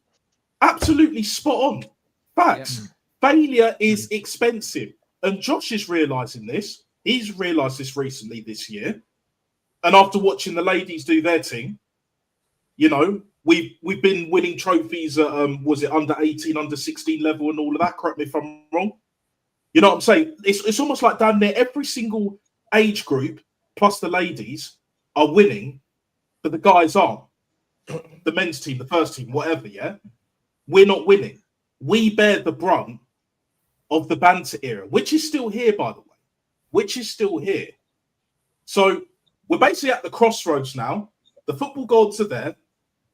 They're like, okay, Berta, inshallah, before it was Saka, but again, this manager has run him into the ground, as well as many other players. So now we just have to wait and see how Josh is going to move, what Berta's going to do, and how the rest of this board are going to react. Because trust me, it will get worse before it gets better. I don't see us being in the top 5 by Christmas. I really don't, which is why I believe he'll get potted. I could be wrong, and it will be at the end of the season. But we'll just have to see. But the point I'm making ultimately is his time is done. His time is nigh. It's game over. We're right at the end, boys and girls. We're right at the fucking end. And I can't wait. Period. Oh yeah, we're gonna be partying. Oh yeah, you know when this manager's gonna get sacked, we're gonna be partying. Sensational, bro. Crazy.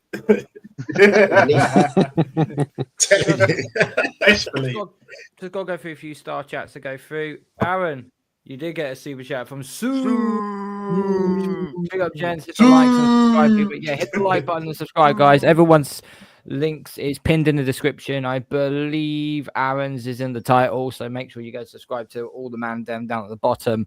We're actually, let me just refresh my screen quickly. Where are we at now?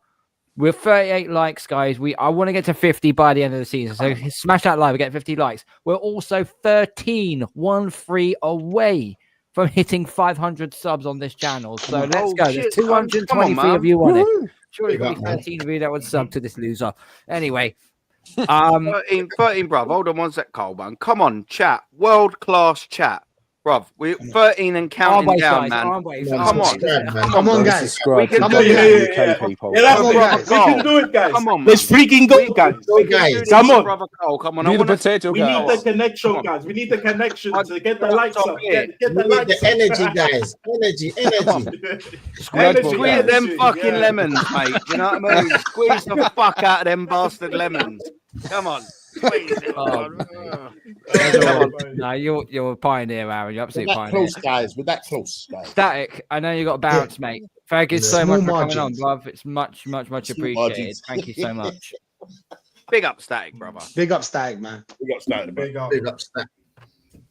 Big love and respect to you, Cole, panel. It's an honor and a privilege to be finally on your channel, Cole. I really do appreciate it. Big love and respect to Jez and Northside as well. And big love and respect to everyone in the live chat. Make sure you do like and subscribe to everyone's channels, especially Gun Down UK. Cole, you definitely deserve way over 500 subscribers, the amount of work you put in.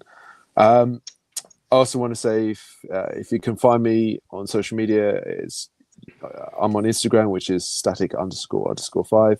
And you can also find me anywhere within the Arsenal fan YouTube community. If you see me in the live chat, do come and say hello, and I'll do my very best to respond, even though I'm 90% of the time will be working, but I'll do my best. But boys, have a great show, and yeah, I'm out. See ya. Big up to you, bro. Peace out, buddy. Thank you so much. Static, the legend. The legend that is Static. Gilberto of the chat, mate. He is, man. He is. He really is. Well, how many subs you on, Carl? 487. Better not say fucking, huh? 487. Oh, it's still 30. Come on, Well, someone just said they subbed, so that should be a 4. Sorry, that's a lie. 491. We're 9 away. 9 away. See, Come on, guys. We can do this. We can do this, guys. See, Cole, you nearly made me say something to the chat then with your poor refreshing of the fucking sub count. Don't you dare make me nearly knock the chat again. Oh, where is it? Don't you bloody dare do that again, right? Refresh it before you open that trap of yours. I know.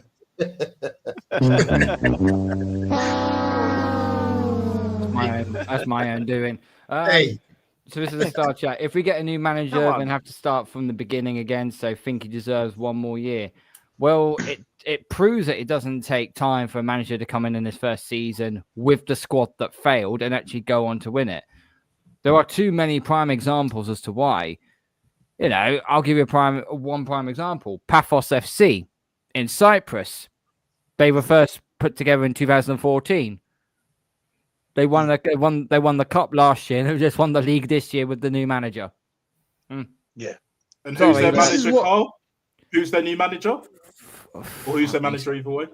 Oh, Jesus I believe Christ, it's Unai Emery's assistant. Correct me if I'm wrong, guys. Yeah. It is. It's Unai Emery's assistant. There we go. Women that get abused by their wife beaters out there. This is what they say. They say that, oh, I'll get another man. I'll start from all over from the beginning. Oh, I love him so much. Oh, I don't think. Do you know what I'm saying? They'll find excuses for this manager, just like Mr. Nelson here. Yeah, but why would you respect? Of course. Why would it need to start all over again?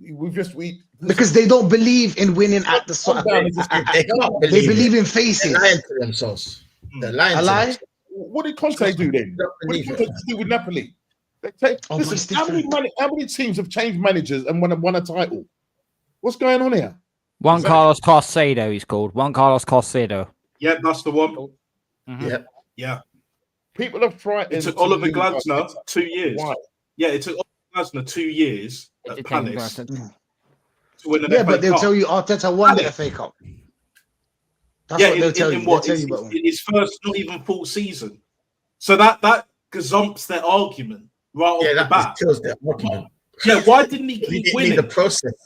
But basically, what Arteta did, right? Yeah, he got some nice enough chick, and he thought that he could just go straight to the baddies, innit? Let me tell you what they'll tell you ain't after that guy. They'll tell you, pal. but we're going for the majors.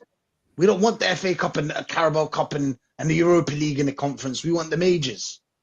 Do you know what I'm saying? It's like that guy that would go to the bar and flirt with the 9 out of 10, flirt and buy drinks. Yep. And he's now £200 down, and then the team don't come with him home. And then the other guy that didn't spend a single penny, that's hardly paid attention, don't give a crap about her. He's spending the night with her. You know what I'm saying? It's only taken him 5 minutes. 5 minutes. We've all seen this happen before. We've all seen this happen. If you've been clubbing, that is, of course. But into a bar, that's how it works, man. The game, but they refuse to take the 7 out of 10. They would refuse to take the 7 out of 10. Listen, they refuse to take the 5 out of 10, and that's above their level as well.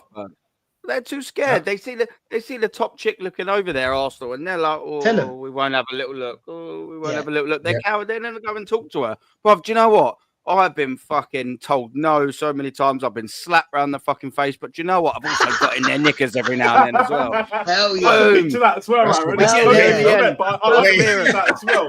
It's so He funny. always wins in the second season. That's Aaron. He always wins in the second season. That's when he wins. See this, people? This means you have to start from somewhere.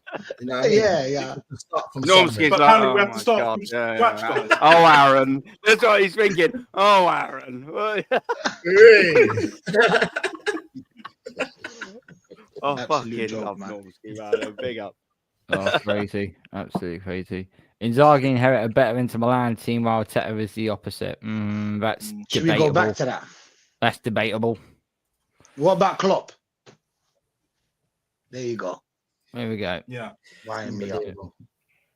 Liverpool, Liverpool, Magpies, Newcastle, Eagles, Palace, Cockerel, Spurs, and Peacocks, Leeds all have won a trophy. Well, we know Leeds are going to... And our Birds won the Champions League. And our Birds won the Champions League, yeah. You got the Birds. Is the year with the Birds. And the Eagles won the Super Bowl, so yeah. Smash the likes up, people. All good. Squeeze the sub button, guys, as they always say. Saidu, I know you're a top gooner, but thank you very much. Much appreciated. His comments have been very, very risky. I'm not going to lie to you. Adam, that's a straight up ban right there, mate. You can't do that. Shameful display. You can't do that. Shameful display. You can't do that, mate. You're gonna have to stick you on timeout. Although that was like an hour ago. That I've just started the chat, so yeah, you're done. Del Boy Gunner, good to see you, mate. How you been? It's been a long, long time, mate. If you are still watching, hit me up on IG and I'll send you the link, mate. It'd be good to have you back on, mate. Where's Lee tonight? He's in Sevilla, actually. Hence the fact why I didn't invite him, although I do need to return the favor at some point. I will be on this channel though when Al Hilal will be playing against Real Madrid in the Club World Cup. So yeah, there's a slight collaboration right there. So all good. Arteta thinks he's bulletproof while playing David Guetta featuring Sire, Titanium in training session. That's a good one still. Oh my dude. That's a good chat. Well done. Julian AFTV blames late Pope. Don't worry about offending us Catholics. Well, I mean, all he's got to do. The Queen as well at one point. He blamed the Queen. All he's got to do is blame the Archbishop of Canterbury, and he's got the set then, hasn't he?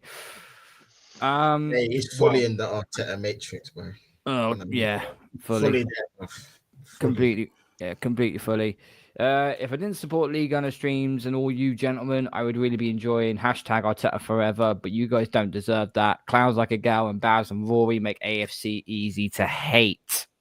That is true. That is a very true fact, to be fair. So yeah. Being Avashik, big up. New THFC has become an attractive destination for Leroy Sané after qualifying for the Champions League. The winger could also see himself leaving in London, where his family currently resides. I mean, we could have got Sané. I mean, would anybody? Why not? Would anybody take Sané? Why not? Okay, Why not? But they won't. There's a rotationary winger, 100%. Absolutely. Tell him. Absolutely, bro. Do you think this guy's gonna? Sorry, Rashid, go on. I was going to say, do you think this guy is going to bench Saka at any game and put Sane? Saka's playing 56 games because it will affect his progression.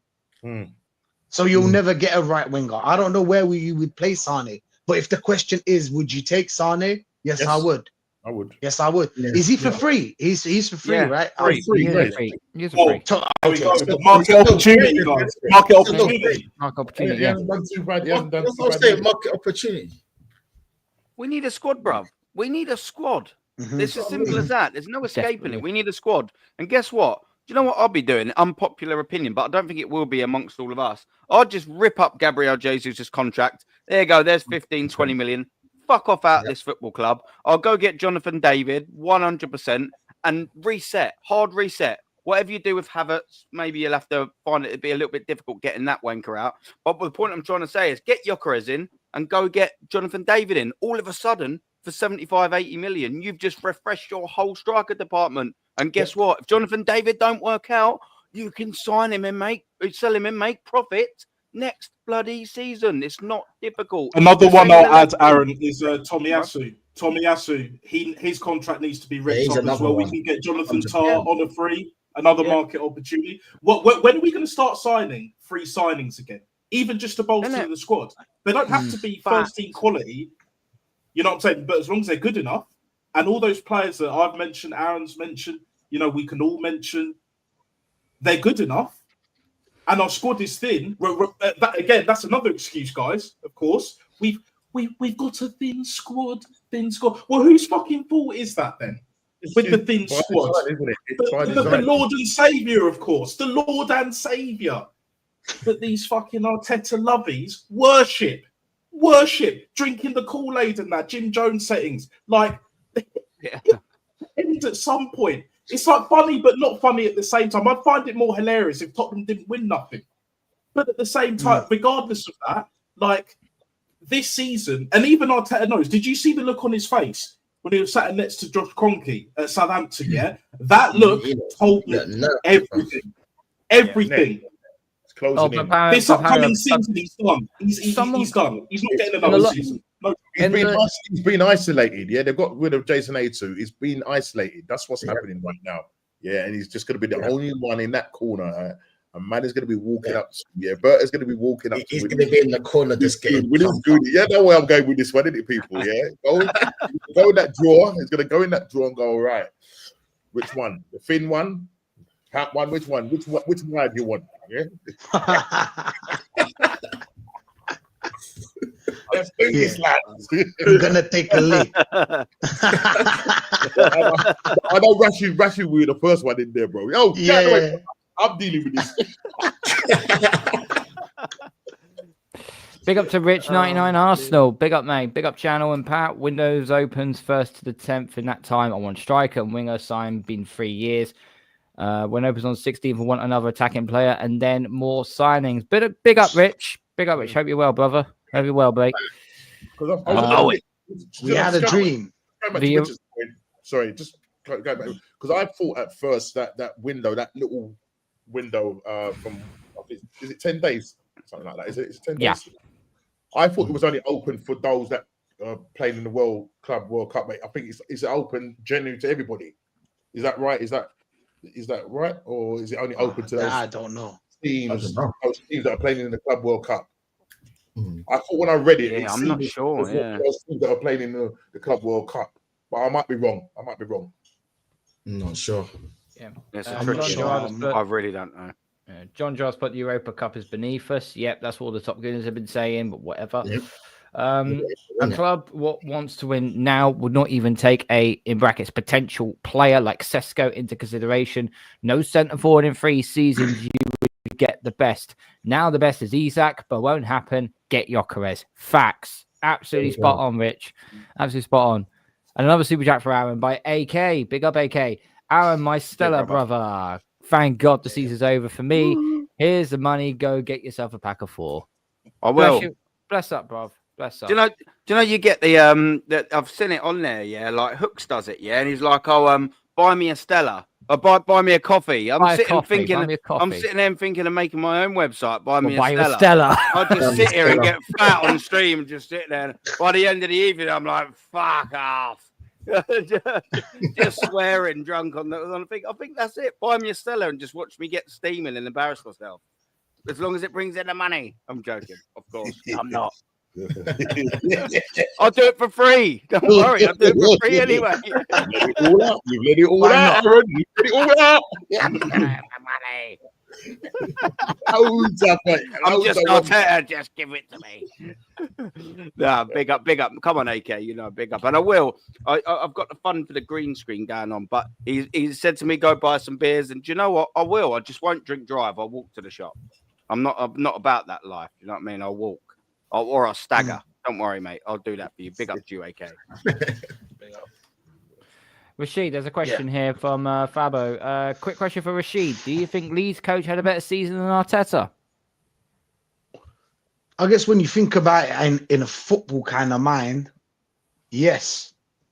because he won a trophy, and that's what football is about. Well, anything in life, really. You have to have a goal. Do you know what I'm saying? At the end of the season or at the end of the year, if you don't hit it, that means you've not achieved anything. And obviously, it comes to we need to know how long has he been a Leeds manager, a Leeds coach, and blah blah blah. And compared to Arteta, the amount of money he spent and the amount of years, the amount of time, the amount of lies he's told us, the amount of bullshit we've been hearing for time. Totally, bro. But yeah, big up to everyone, bro. My tooth just started indicating right now, so I got a Carl. Big up to you, Carl, for having me on, of course. No worries, Big up bro. to you, Liontekz, Nat Big Star, up Rashid, man. Aaron, Big up, Rashid. Aaron fella. Get me a fucking Stella. Stella, mate. Get him a Stella, mate. This one's Big up been- Gnomes, man. I want more. Big up Jezza. Yeah, and big up Northside every time in the chat. The elite chat. I'm out, people. Peace out. Big up to Everybody you, out. Rashid. Remember that. Rashid, man. Everybody to you, out. Rashid. Even the Just quickly. Sorry. Just quickly. Carl was 4 away. 4 away. Come on, chat, man. We've got a lot of people watching this through numerous streams. Yeah, this geezer's only 4 away to hit 500. I know there's 4 kind-hearted souls out there, better than me. Come on, 4 of you. That's all it's going to 4 of take. you, that's all it's Get this gonna take. geezer. Get this geezer to 500. I'll tell you, he deserves it. Because if he didn't, I wouldn't say it. I promise you, 150%. I wouldn't say it, but he does. So get him to 500. Go on, 5, guys. and then the naughty little zeros on the end of it. Come on, Yeah. chat. We can do this for my brother. Boom. Yeah. So Alex, cheers, Aaron. So Alex you put a chat in and say USG from the Belgian league won their first title in 90 years. But I don't know who the manager is, so check him out, lads. USG in the Belgian. Okay, USG in. Let's have a look.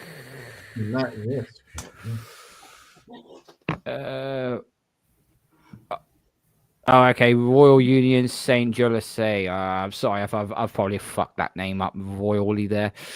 Sebastian Pocognogli. That's a name actually does ring a bell. That's a name that does ring a bell because I think Gunnar said something about this. Yeah. Former football coach, a former player who is the head coach of Union SG. Yeah, you're right, Alex. Yeah, you're right. Was that in his first season? Oh, please don't let me do this. Is this his first season? Was this his first season as manager? Coaching career.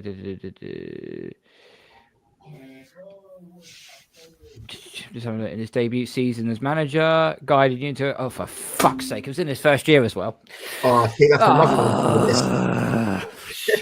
I'm not having a fucking PTSD episode like last time. No way. Come on, Liontekz, you can back me up on this one. Yeah. How much is Leon now already? Was it 150 or something of them? Yeah, I think so. Something along those lines. Yeah, something like that. Yeah, something along those lines. That FA Cup in 2021 was a false dawn. I am not surprised if people helped win that FA Cup. I think it's 2020 we won the FA Cup because that was the COVID Cup. Yep. At the time, the whole point of bringing a new manager is bring immediate improvement. Topside Highbury, big up to you, brother. Hope you're well. And that is absolutely facts as well. 7 more subs to hit 500. Well, it's actually 4 now. It's actually 2 more No, subs. it's less. It's 2. Oh, it's only 2 now. more, Come man. on. 2 bro. of you. Come on, people. 2 of 2 you. more, man. 2 of you. We're 3 likes away from 50. Who's gonna be them superstars in the building? Which 2 of you are gonna make the difference? Come on, man.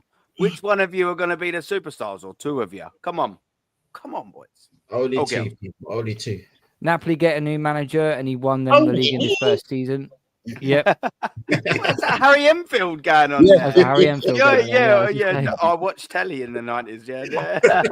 Only me. Hello? Trigger. Yeah, big The gigantic fucking mobile. Trigger at me, TV. All right. I'm in the cinema. I'll turn into us. Yep.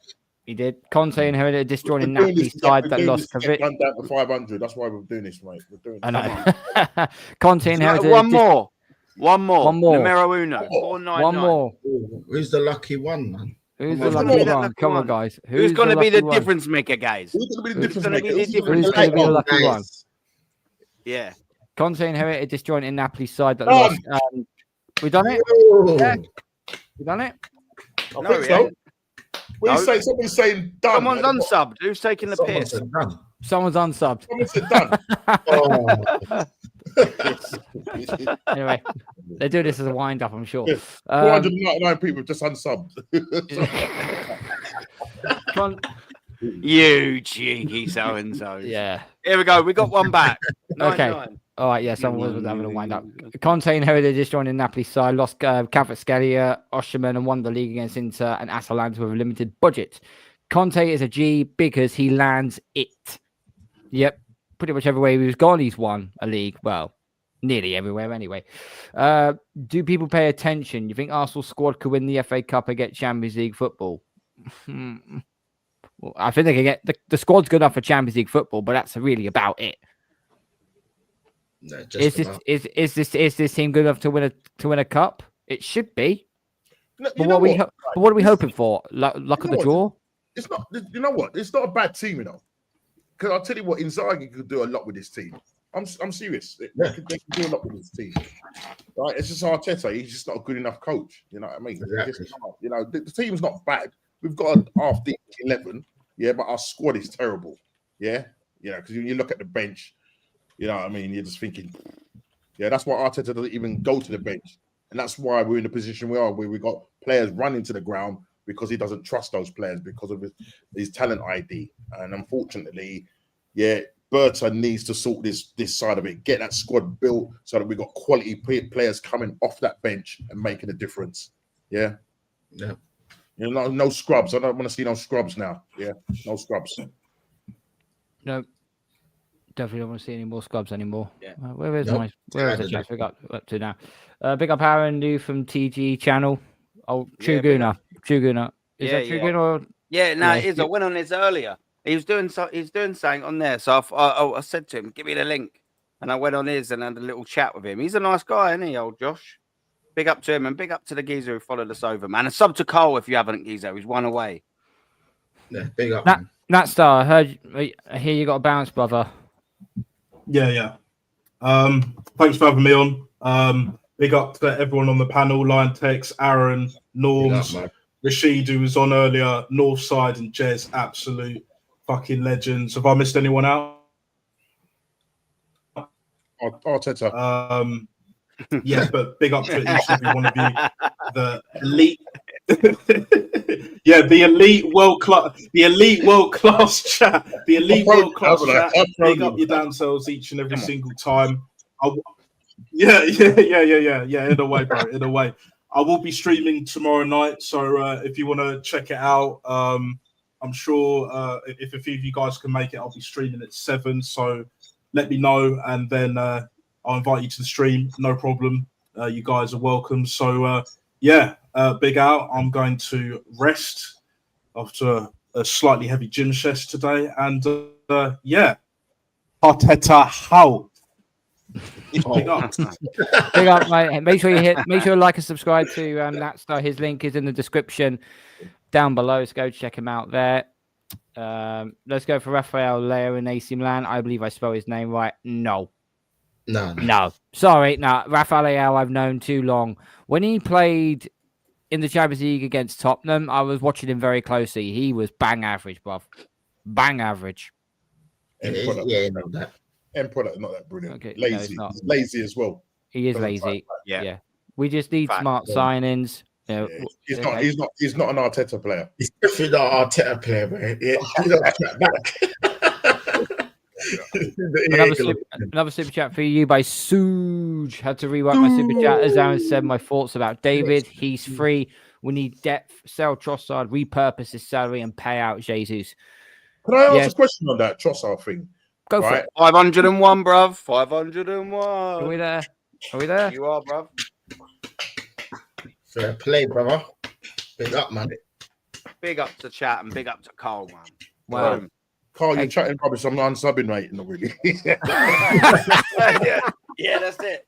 Like, Yeah, you got to 500. 501, that's 500. Go on, you unsub 9.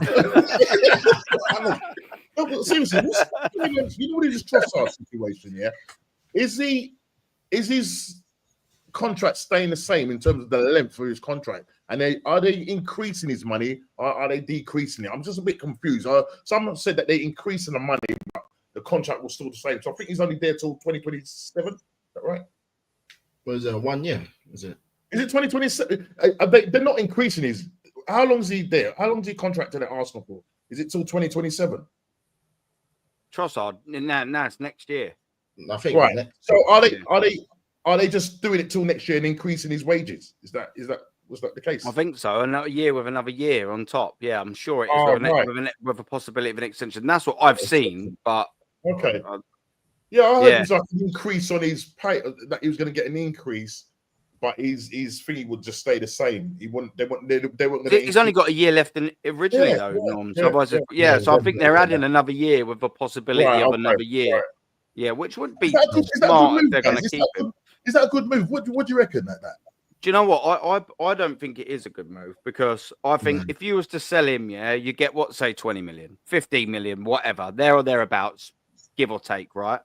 So I think personally, when you're looking at that, you could then get a Leroy Sané and he'll probably at least do the same job, and then you'd be able to add the funds elsewhere. Do you know what I mean? I'm not playing transfer, FIFA or anything like that. I'm just playing sensible. In theory, you could sell, if you wanted to, you could sell Trossard and you could get in Jonathan David and Leroy Sané, have their wages paid and they're signing on fees for the same price. And you've instantly improved 2 positions. I know it's easier said than done, but it's also sort of like not, pay the wages down and get them in. That's what I'd be personally doing. I can't see him letting go of Martinelli. And to be fair, if there was any 2 of them to go, I would keep Martinelli purely because maybe another manager would get a tune out of him. But I'd happily sell him as well, by the way. I'm not we must keep Martinelli at all costs. I really ain't. But like if one of the 2 were to go and funds ain't really that much of an issue, let Trossard go. He's 30. He's the wrong. He's the wrong side of a footballing career, isn't he? Now, maybe someone could get a tune out of Martinelli. If he ain't working, you could sell him because he's going to extend his contract. He's got value regardless. Even next season, he'll still have value. That's how I'd sort of go. But my worry is if we re-sign Trossard to a deal, which it's looking like we will, are we just going to keep both of them and just completely neglect that left side again? That's the worrying thing. That's what I'm saying. That's why I think what's going to happen is that there's talk about a big name's going to go. Is Martinelli a big name? Well, he's got potential in terms of big name and potential in terms of getting decent money for him. And I think if they keep Trossard, then I think they'll have to probably sell Martinelli. If they want to get somebody in on that left-hand side that's more trickier and that's got more end product, Trossard will be the one that will be the backup. Because he can come on and do a thing. Because when we bought him in that January, he'll come on and he'll change the game. And that's what I think. He's better coming off the bench rather than starting. He's dropped off a little bit, but if we do end up keeping him, then whatever we do, go out and get that decent left-sided attacking midfielder that's got end product that can take on players. Now, obviously, Rodrigo, we don't know what's going on with that. I can't see it happening, but if it could happen, brilliant. But I don't think it's going to happen. So maybe Leroy Sané, you know what I mean? As I said, look, he's on a free. Get him in. You know what I mean? Just get him in. But I still think you need someone that's going to be a star. That's the only thing, though. Would you go with the Leroy Sané if you got him in? Say we lost Martinelli, and you brought in Leroy Sané. Would he be the starter, or would you be saying no? We need to go and get a starter. Yeah. No, still needs to get a starter. Right. Nah, he could be rotation. Yeah. You could be rotation. Yeah. Why can a world not exist where we go and get a Rodrigo-esque sort of signing and get Leroy Sané, who can both he's not as strong on the right, by the way, but he can go across. How would we not be stronger if we spent 75, 80 million on a Rodrigo and signed Sane for free? How would we not be stronger? Oh, and also sold Trossard for 20 million, so the Rodrigo signing turns to 60. Yeah. How would we not be stronger with that? You know, we've got such poor squad depth, and that's due to poor squad building and squad management. You know, we needed a striker and a winger before the season started, so we're 2 down. Then we sold 4 attacking players. Whether we thought that they were the right sales or not is irrelevant. We still weakened our squad by 4 going forward. We needed 2 anyway and replaced them with blimmin' Raheem Sterling. It's not good enough, and we're wondering why we're getting hamstring injuries, the most common injury that you get when you overplay people. One goes down, you overplay the rest. And the other one goes down, you overplay the rest. And so forth. It's no coincidence we've got 7 hamstring injuries this season. And you can't even pinpoint that to one sort of area, purely because we've had 2 centre-backs. One's a grade 3 and one's a grade 1, Saliba and Gabriel Magalhaes. And then the wingers, both wingers, Saka, grade 3, Martinelli, grade 1, and then the strikers are grade 3. So we've got them in all positions. What does that tell you? It's not just one position we're destroying them. We're destroying the whole squad as a whole. Yeah. It's not good enough. Exactly. That's because the squad's thing. The squad management is poor because no matter what, he don't rotate him. He starts first teamers in pointless games, brings first teamers on in pointless games. Yeah. But more importantly, he hasn't got the squad. Why has he not got the squad? He's been here 5 years and he spent $750,000. It's unacceptable. How hasn't he got it? We need to be making the starter left wing signing because Dusty Martinelli, we've seen him. It's stale. Boys, it's stale, isn't it? That left side is so stale. We need someone else to start there. And do you know what? We need someone else to be able to float across 2 wings. Sane, Rodrigo. Can you imagine went into the season with Gyökeres up top, a fit Saka, I hope, on the right-hand side, a Rodrigo on the left, and you had sort of Sane and maybe Martinelli backing up both sort of players. You sit there and think, all right, maybe it might not be enough, like in terms of like, wow, we've got the complete squad. But I'll tell you what, I'll be going into next season thinking, do you know what? Yeah. This is a lot better than it bloody was last season. And you would hope that Arteta does rotate. I think Arteta's understanding of rotation, in the squad is actually just moving the players that are already on the pitch to a different position. Yeah. I'm going to rotate you over here. Yeah, exactly. That's what he's been doing. That's what he's been doing. Exactly, bruv. Yeah. Do you know what? When Saka, when we're 2 or 3-0 up against Crystal Palace, let's just say at home, 60th minute, take him off, put Leroy Sané on. Take him off. Yeah. Take him off. Sometimes, you know what I mean? Maybe just rest Saka entirely. Maybe put Leroy Sané on if he's banged in 2 goals in the previous game. Just let him start. I know that might not be the most sort of, but you kind of get what I'm saying. Have the squad to be able to do that. Why does Pep Guardiola do it? We've seen Phil Foden score, I think, was it 2 goals or a hat-trick, and then bench the next game. Why is that? To keep him fresh. We've got Mahrez. Exactly. That's the first player to score an hat-trick in a I think it was a final, and then he doesn't end up in the next game or semi-final. No, it's a semi-final, sorry. And then doesn't get. Do you know what I mean? So, man, Arteta needs to manage his squad better. His squad management is just really in the pan right now. Yeah, nowhere near good enough. Nowhere near good enough. No. You know what I mean? His squad building's terrible. His squad management, his squad rotation, his in-game tactics. Bearing in mind, we're talking about Gizzo, who isn't the first team coach anymore. Exactly, he is the first team manager. Tell me one thing that this his man management of players is horrendous. So, okay, that's cool. Tell me one thing that this manager manages well. His own ego. Yeah, his own ego. His own ego. Yeah. Exactly, other than his ego. Do you know what I'm saying? He don't manage anything well. And you can tell that because the proof's in the pudding. We haven't won anything in 5 years. Not waste of his time, though, on 15 million a season, is it? But don't worry, Aaron. Don't worry. You know, we just love the way he plays football. I don't care if he, doesn't win anything. I just love the way he plays football. He's fantastic. Norms, you know what? You hear that now, but the football's even shit. Yeah, but how they say? I mean, somebody said, I'm not calling any names, but somebody said when he was asked a question, he goes, "No, we've had some good games. Well, the only 2 games I can significantly say this season that I've enjoyed." Yeah, is the Man City 5-1 and the Real Madrid.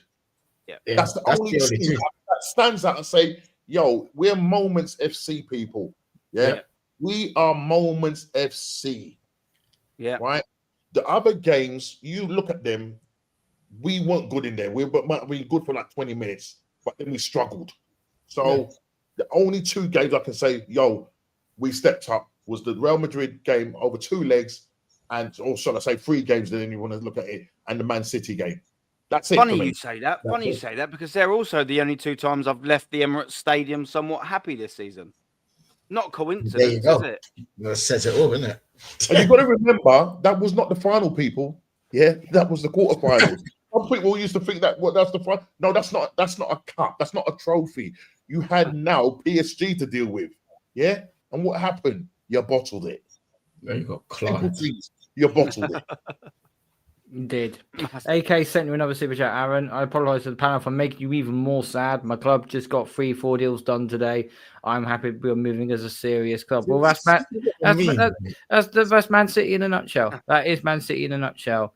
Yeah. That has to fall behind, isn't it? Big up, AK. Behind everyone else, bruv. Everyone else is doing business, and then we're just sitting on our hands on knees, bruv, just watching.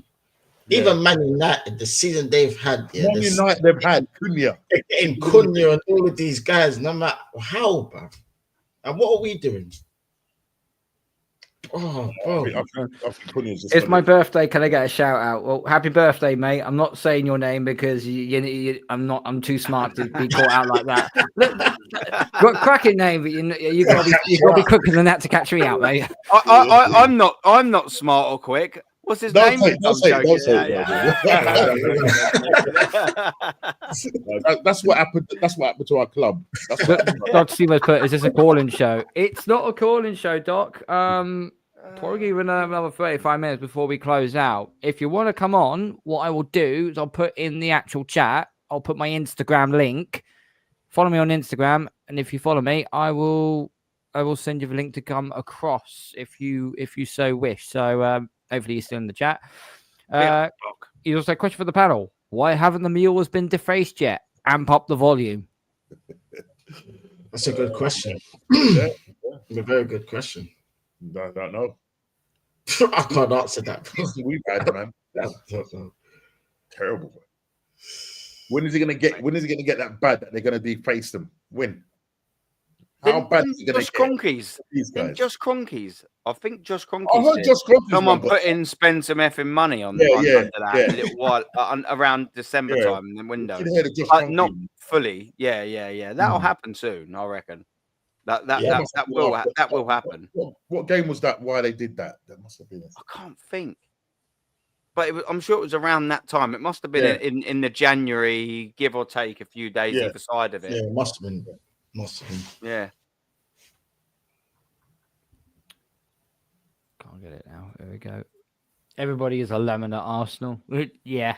Makes sense. Everyone's squeezing lemons at Arsenal. Yeah.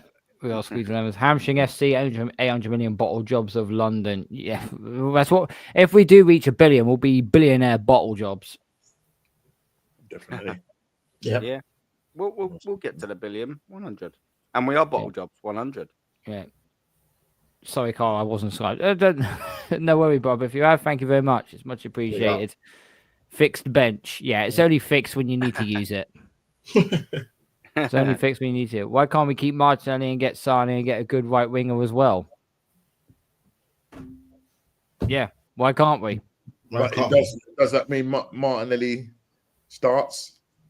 Is he a starter in your eyes? Nah. You see, under another manager, we'll probably get the best out of Martinelli, like Unai Emery did. Under a good coach, maybe. He's just regressed. He's absolutely regressed. Yeah. He's falling off a cliff. Do you know what? I wouldn't. It wouldn't be the worst thing, even though, like I've already sort of said, that I wouldn't mind having Jonathan David as a backup to say Gyökeres or whatever. But if we wasn't to go down that avenue, I also wouldn't mind having Martinelli up top as the backup striker. Exactly. But this manager don't do it. It doesn't change things up. And when he rarely ever does, it actually can sometimes work, and then he just totally forgets about it. But the thing is, Aaron, he does it when it doesn't matter, when the season doesn't matter. Yeah. Because he the last 2 or 3 games, he's decided that he was going to play Martinelli down the middle. It doesn't matter because the league is gone now. So there's no pressure. So it's like, well, let's just try him out and see how it goes. But then come the new season now, is he going to go, let's see what happens. Let's see if we can start him down the middle and see how that works. But it's not. He's just going to revert back to type as he does. He's going to play 29. That's what's Yeah, going to happen. 29 is the problem. 29 is his love child, bro. Yeah, 29 is the problem. Yeah, he's the problem. He loves him too much, man. He will die on that guy's sword. Yep. Yeah, facts. Absolutely. Spaghetti Matthew's here. Mom Spaghetti's in the building. Big up, Mom Spaghetti. Hope you're good. Carl, invite guests for next show, bro. Yeah, there'll be a lot more invitations, especially now as the season over and done with. I do need to get some new people on. Obviously, the Volcano is meant to come on tonight, and he hasn't responded back. So hopefully, I'll just get Carl on at one point. I do want to get Del Boy Gunner back on as well. The Doctor as well. That'll be a good show to look forward to. And Rich 99 Arsenal, if you're still in the building, mate, hit me up on Instagram and we'll get we'll collaborate together because I've been wanting to do a show with you for a while. You spit some amazing stuff, you really do. Maybe another time, Carl. I don't get IG either, not on social media. Oh, how did you contact him then now, or did he just email you? Look, the doc works in mysterious ways, mate. Do you know what I mean? Bet he fucking does. They don't call him the doc for nothing. Do you know so what he's like House. So he's basically like, you ever watched that drama House? Yeah. What's his name? Laurie, isn't it? Laurie, yeah. Paul, Laurie. Yeah, now the doc, he's like what's his name? That geezer. Charles Xavier. I was like, what's his number? And I was just came to me. Do you know what I mean? He's just one of them geezers is our doc. Do you know what I mean? He didn't have to give me the glove treatment though to get it. Do you know what I mean? Thank God. He just give it to me. Not pause. That sounds terrible. He just gave you the finger. He just gave you the finger. Yeah. Okay. Yeah. Oh, Big up the doc. He emailed me. Brenny is in the building. Evening, you legends, and big up all the chat. Brenny, big up to you, bruv. And say this to the Army TV. I fucking told you so. Told you so. Anyhow, try having the birthday on the 26th. Last game of the season kicked off 1 a.m. on my birthday, and so was the parade. Thoughts to those who... Yeah, there's one thing I did notice today was they were big thoughts and prayers go to the people that got injured during the... whatever that fucking idiot was doing in that car. Absolutely disgusting scenes. It completely screwed up. Thoughts and prayers to everyone that's recovering from there. Make Arteta the mayor of Islington. No, James is on the wind up. Ignore him. He's on the wind up. Big up E20 Zone TV. You know, where did you finish? Where did you finish again? Oh yeah, that's it somewhere down there. Like, share, and subscribe to my guy KB. Big up, Brenny. Big up. Go Real Betis. Well, I'm Real Betis is our last hope of actually saving fucking football. The last chance of saving football. Yep. Every Spanish team that's made a final, either on European stage, club-wise, or internationally, they've always won the final. Please, Betis, do not let us down. At least let me go to Madrid so I can dunk on Carefree Lewis. Please, I fucking beg you, all right? I beg you. So the last thing we need is them winning it as well, man. Oh no, that just finished everyone off. No, what's that? 3 London teams. Yeah, Chelsea, Palace, them lot. It's a joke. Yeah, late to the show, guys. What I'm worried about is when we in MLS signing new contracts. Also, Saliba not signing a new contract. This will be an utter shit show with 100 exclamation marks. Indeed, Harvey. Big up to you, bro. Hope you're well. E20 Zone said, my bad, with a laughing emoji at the end of it. He's already president of Arsenal. James, pick up. Not signings, new contracts. Yeah, it is new contract. Yeah, well, Saliba, I'm hoping that either forces him to sign a proper new contract or he actually sells him for at least a good fee. I'm not having this bullshit what Igal tried to say to me when I tried to talk over the top of him as well. When he says, I'd rather let him go for 2 years and let him go out on a free. And I'm like, there's a reason why you're not in my fucking finance department. There's no way I'm allowing that to happen. If I'm the owner, I'm looking for A, I'm either sign you to a long-term deal, or B, I'm selling your ass to the highest bidder. So if Real Madrid come and say, we'll give you 100 million for Saliba, cool, sweet. There we go. 100 million, off you go. Exactly. Don't let them run down their contract. Not a player of that quality. We are all we are all cogs in the machine, and we are all replaceable. That's what I say. That would love to come on. Arteta needs to go. The Barla show. Big up the Barla show, mate. Where's Shane tonight?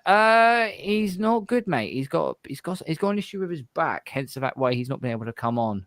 He does have the link, so he might be able to pop on later on, maybe. Streaming, wasn't he? He was, he was streaming. Yeah, he was streaming reviews on sport, but when you're sitting down for a lot of the time, it does your back. Well, that's why I got me one of these chairs. I'm not gonna lie, mate. I need to invest in one, mate. I'm telling you, bruv. Take it from me, right? I was sitting on that bastard chair, right? This bar chair, honestly, because this is like the kitchen island, yeah. And I sat on that chair, and I'm like that, getting off. I'm like, yeah, literally, mate. This thing, I got it in Argos, yeah. It was 300 quid down from 200. And it fucking, honestly, you get this little back thing, you get this little ergonomic. Oh? Ergonomic. I don't know what that means. At least I'm honest. I could have just gone, yeah. Hold on, guys. I'm gonna look at. Hold on, guys. I gotta look this up. Where's it? Ergonomic means ergonomic meaning. What does it mean? It means. I don't know. I'm talking all this posh jibber jabber. Stop talking all this posh jibber jabber. You ergonomic is basically relating to or designed for efficiency and comfort in the working environment. Well, then to answer your question, Nomsky, it's very ergonomic. Yeah, really? Ergonomic. It's super ergonomic. It's bloody double ergonomic. Okay. Well, yeah, you can do that. You can. I like the scrambled ones. Though. I love the scrambled ones. It's comfy, bruv. This particular one. It's probably like, yeah. Bruv, I promise you, yeah, and it's big and always spacious. I'm fucking got so much room for activities here. Do you know what I mean? To quote, pause. I'm not even going to say that actually. Pause. Yeah. I know I disappoint Normsky when I go into that. I disappoint him, and I'm when I can see his face get a little bit disappointed. It upsets me because I never want to disappoint him, and I can see his face. I'm like, oh, Aaron, what's he doing? Nasty boy. Sorry, no. They are good. They are good for their old back, mate. Panel on Zubimendi is waiting for Real Madrid. Now we'll hear from the Arteta fans. Oh, he's rubbish anyway. I don't want him, but that's what they will all say. Yeah, that's what they would say, mate. Yep. I didn't really want Zubimendi to start with anyway. I'm glad. I don't know why people are gassing this man. To be honest, not really fast. Go and get the guy. Go and get the guy from Crystal Palace. Eze. No, not Eze. The other one. The other one. No, we need to get him as well. What's his name, guys? Oh man, Adam Wharton. Yeah, Wharton. Yeah, he's going to cost a fair bit of money after his performance in the FA Cup final. Yeah. My guy Aaron, your club is coming to the country. I'm in for open public training. Tickets start at $80, I think. What a rip-off. Flipping hell. That's in LA, isn't it? That's on the West Coast, isn't it? It's farcical. Mum's spaghetti, man. Like, honestly, everything about this football club is an absolute joke from top to bottom. You know what? You could even... I still wouldn't agree with it, but if they won stuff regularly, you go, well, you know, there's a price for winning stuff. Yeah. I get it, but they don't get something out of it. Do you see what I'm saying? Exactly, Lion. Yeah, then fair enough, but we ain't getting shit out of it, and we're still getting ripped off. Listen, guys, if we're winning, that's the problem. There's milking everyone. You wouldn't mind the merch drop, yeah. But it's just embarrassing. You go and lose. You lose that. The next day they're dropping a new merch. That's all it is. We're like 20 plus matches this season alone. Like that's unheard of. That is unheard of. Unheard it's bonkers, absolute bonkers, bruv. bruv, it's mental, man. I don't think Kai's a bad footballer. We just need him to play behind the striker as used to be in Bayer Leverkusen. You can't really get that sort of performance back from him when he's gone to another Premier League club and got completely flipping ruined. Has he got that temperament? Has he got that mentality to do it all over again? I don't know. I generally don't know. Every 5 chances he gets, one does go in the back of the net. Unfortunately, you need to be more consistent and clinical in this league. Yeah. New contract. The other thing as well, with this notion about Kai is our top goal scorer with 9 goals. I think Aaron, we talked about it yesterday on your channel, right? So from when the season started, August to February, it'd be interesting to make a comparison with another, not even like a named grand striker, just say someone like Brian Mbeumo or Wisa. It'd be interesting to know how many goals they got between the period of start of the season and February when Kai was fit. Because what they're doing is saying, oh, well, we didn't have Kai because, that's why he hasn't scored a lot of goals. Well, you wasn't doing anything in the first, how many seasons, first months or whatever. Yeah. From August, September, October, 5 months. Yeah. I'm expecting to see you in double figures, man. You're meant to be our main striker. Facts. So, you know what I mean? This narrative, oh no, because he's been injured, or these players, no, they've all been injured at different periods of time. Yeah. And if you look, as I said, 101 years, guys, and none of our attacking players, probably the worst attacking front 3, 4, whatever you want to call it, yeah, under 10 goals, not even double figures. That's embarrassing. The record is that is down to the manager's tactics. Yeah, it's nothing to do with injuries. Yeah, there's nothing to do with injuries.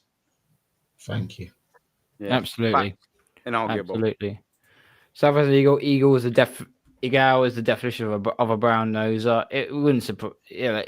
That's self-explanatory. Everything about Arsenal's rip-off makes me sick. It is just too expensive. Hence, I've not bought any merch for God knows how many years. I refuse to until we win a major honor. I refuse to.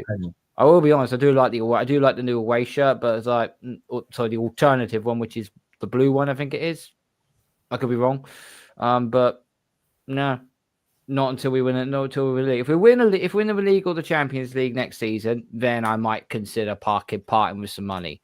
But until that happens, no chance. Have you guys seen Sane at left wing? Yeah. We saw Sane. We saw Sane at City. He was a very, very good player. Yeah. He's good for Bayern. He played on the left at City as well, didn't he? He's probably better on the right, but yeah. That's it. There we go. The fact that there's a question between whether he's good at left or right is even more of a reason why we should sign him. Yeah. He's versatile, guys. You know what I mean? Versatile. Versatility, guys. You've got to be looking at a player like that. Man. Jack of all trades and a master of none. Always better than a master of one. I thought you were. Oh, for fuck's sake. Oh, wow. Oh, wow. Oh, dear. Can someone pick me up? Economic fear, speaking facts. Come on, give it a boost.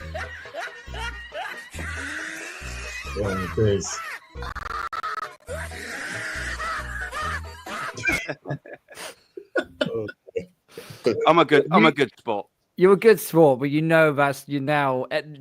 that joke is now etched in your brain now for the rest of your life. Who do you think started it? It was me. Oh, it was you. It was me. I started it. I don't care. No, you if you can't take the piss out of yourself, then come on, what we doing here? I take the piss out of loads of other people. Mate, I'm doing it all my life. When people take the piss out of me, I'll go, Cole, you're gonna give me something original. That's all I'll say to that. Yeah.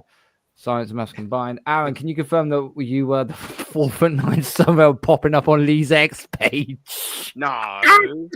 Oh my face.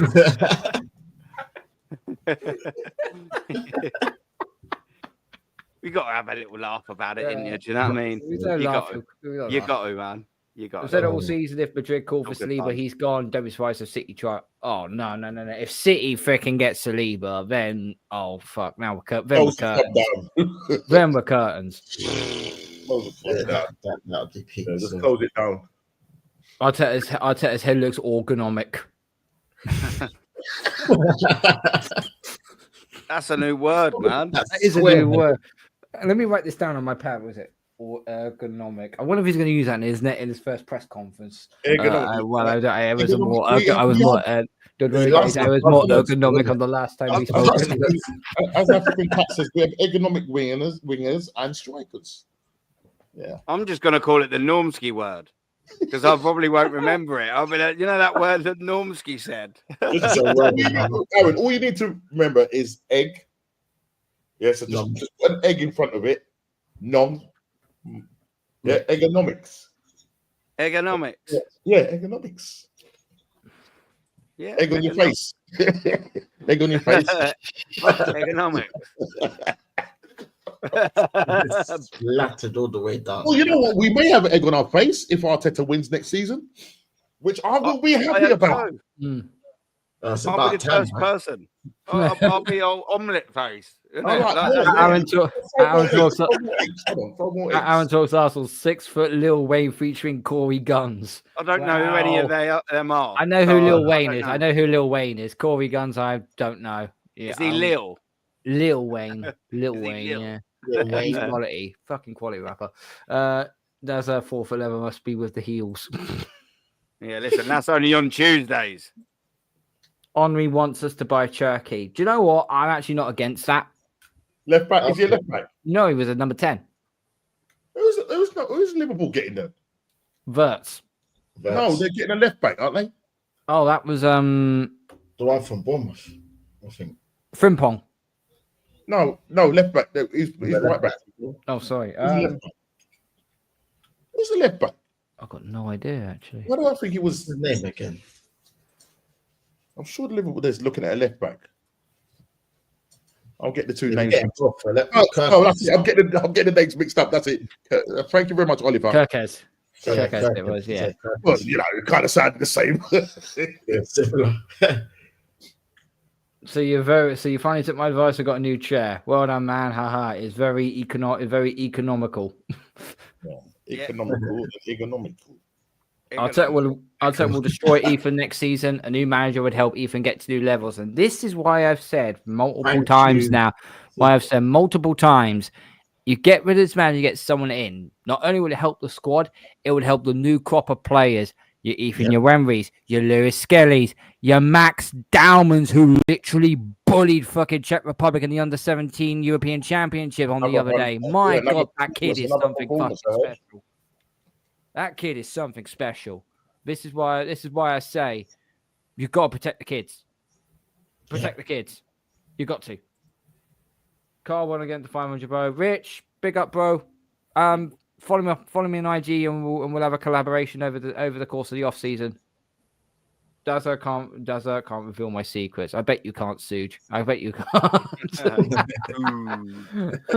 Static. It's very insert the word Norksky. You're calling him a Nork. You're calling him a Nork. I don't know what a Nork is. What is it? Can you please, Carl? Can you please look up the word Nork? I need to know what that word is. Yeah, hush it, Norksky. It's a Nork. Nork. Yeah, Norksky. My typing's as bad as my can we calm it down? Chat, don't go off on me. Don't go off on me, right? So it's a noun. It's come from Australian English. A Nork. No, put it. Put it in the private chat. Is a woman's breast. Tipski. You see the bird over there, yeah, by the bar, yeah. She has a terrific pair of Norks. I want to squeeze them Norks. Yeah, sorry, it's time to get there. I mean, this is going left, mate. I'm in the Matrix now, right? This is going left. Oh dear, man. Oh shit. Oh, what Oh, wow. Sorry, Nook.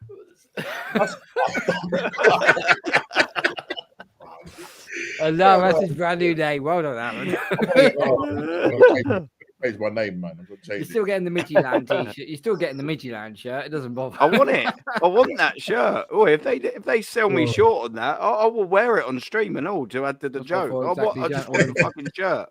Welcome to Telly.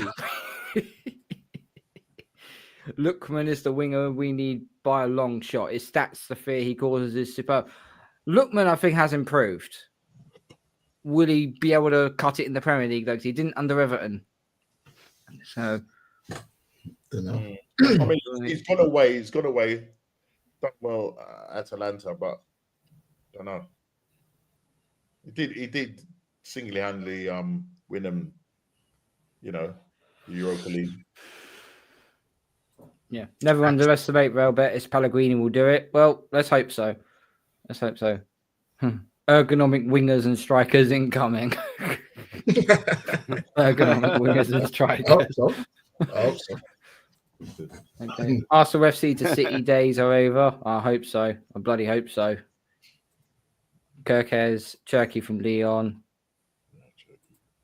The Normski word is now everyone's calling it now. Oliver's in the chat. Big up Oliver. Just joined. Big up everyone. Big up mate. Hope you do well. Make sure you like and subscribe, people, and make sure you subscribe to all of the OG on this panel here. Everyone's links are down in the description below. Aaron's is in the title, so please make sure you go and check him out. And obviously Normski and Liontekz as well, doing absolute bits over there as well. Corey Guns is Peter Guns' son from Peter Guns and Lottery. Yeah, I'm gonna need a little bit more. You're going to have to dumb it down a bit more than that, mate. I'm scared of heights. Sorry.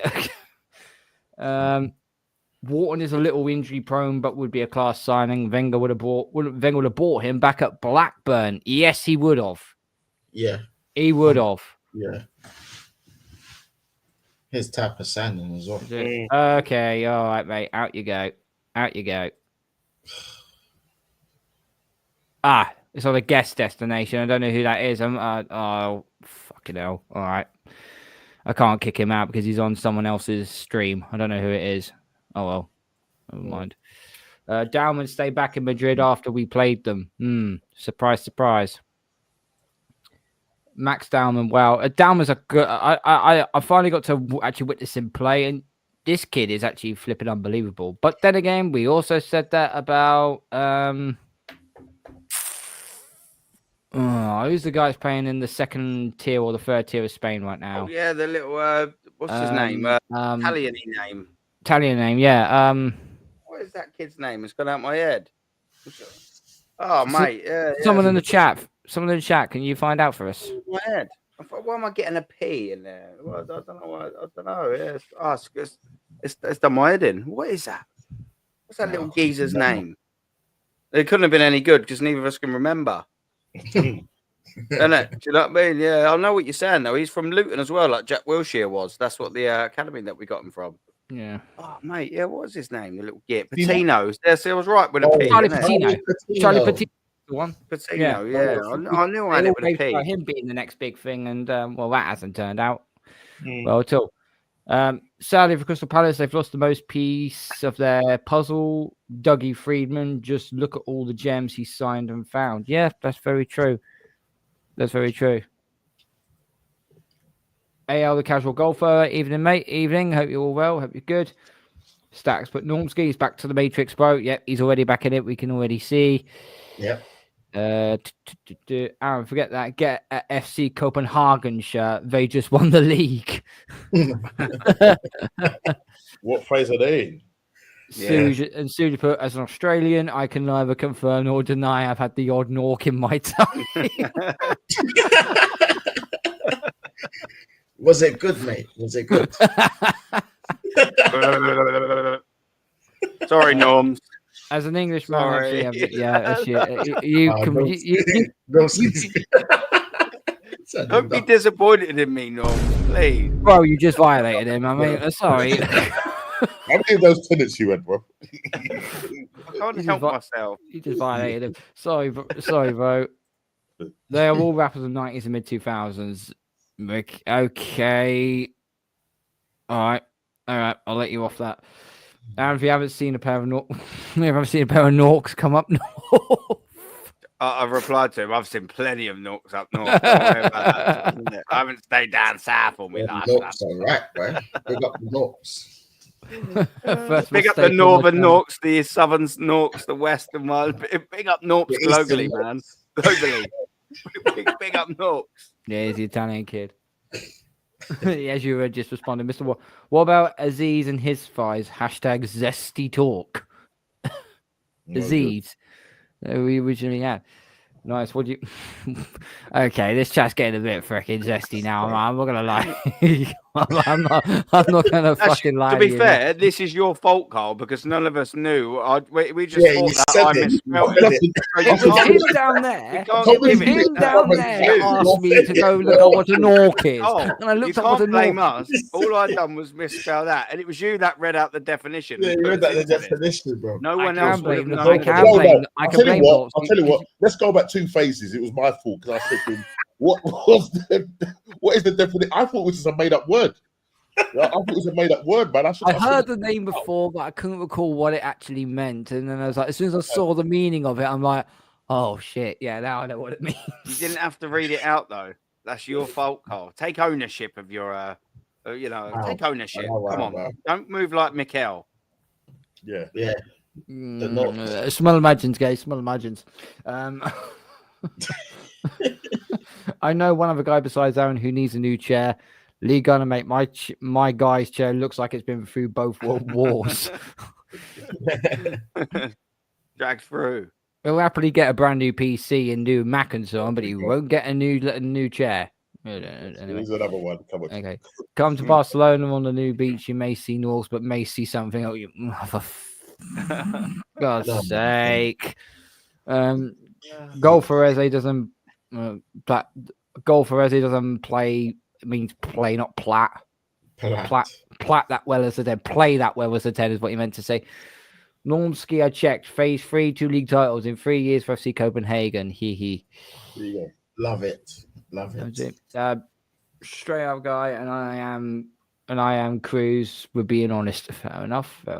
Big up Carl Panel, Tex, Normski as a distinguished guest. Such a big up. Why not? I'd say I was a loser. Awesome, mate. Big up to you, mate. Peter Pellegrini. It was Aaron, I think of it. Okay, yeah, Patino. Yeah, we already said it was Patino. F is F. Brilliant is brilliant. Have you seen any Yorkshire? Oh, for God's sake. Okay, right. I think. There's lots all over the globe, people. God's sake. You're running joke now, man.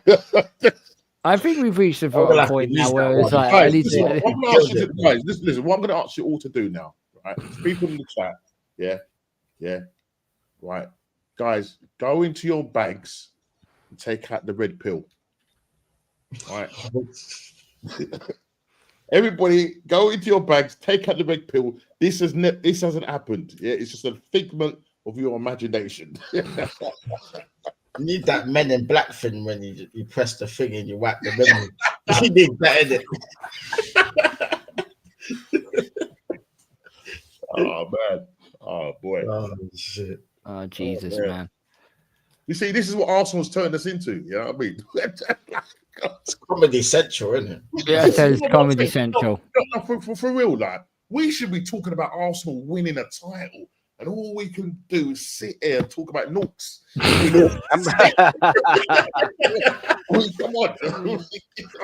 All we can sit here and think about is motorboating Norks. What's going on, man? Well, Norks is more fascinating than Arsenal. I mean,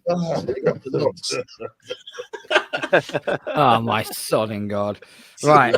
On that note, I think it's time we're going to get on out of here. I think 2 hours 50. We've been going absolutely amazing stream. Liontekz, thank you so much, Colin. You've been on right at the start, bro. Thank you for staying right to the end. Much appreciated. Just tell everyone where they can find you and what have you got coming up. No, thanks for having me, Carl. Big up to Normski and Aaron as well. Big up to the chat. Yeah, not much to be honest. Probably I might do a watch along for the final.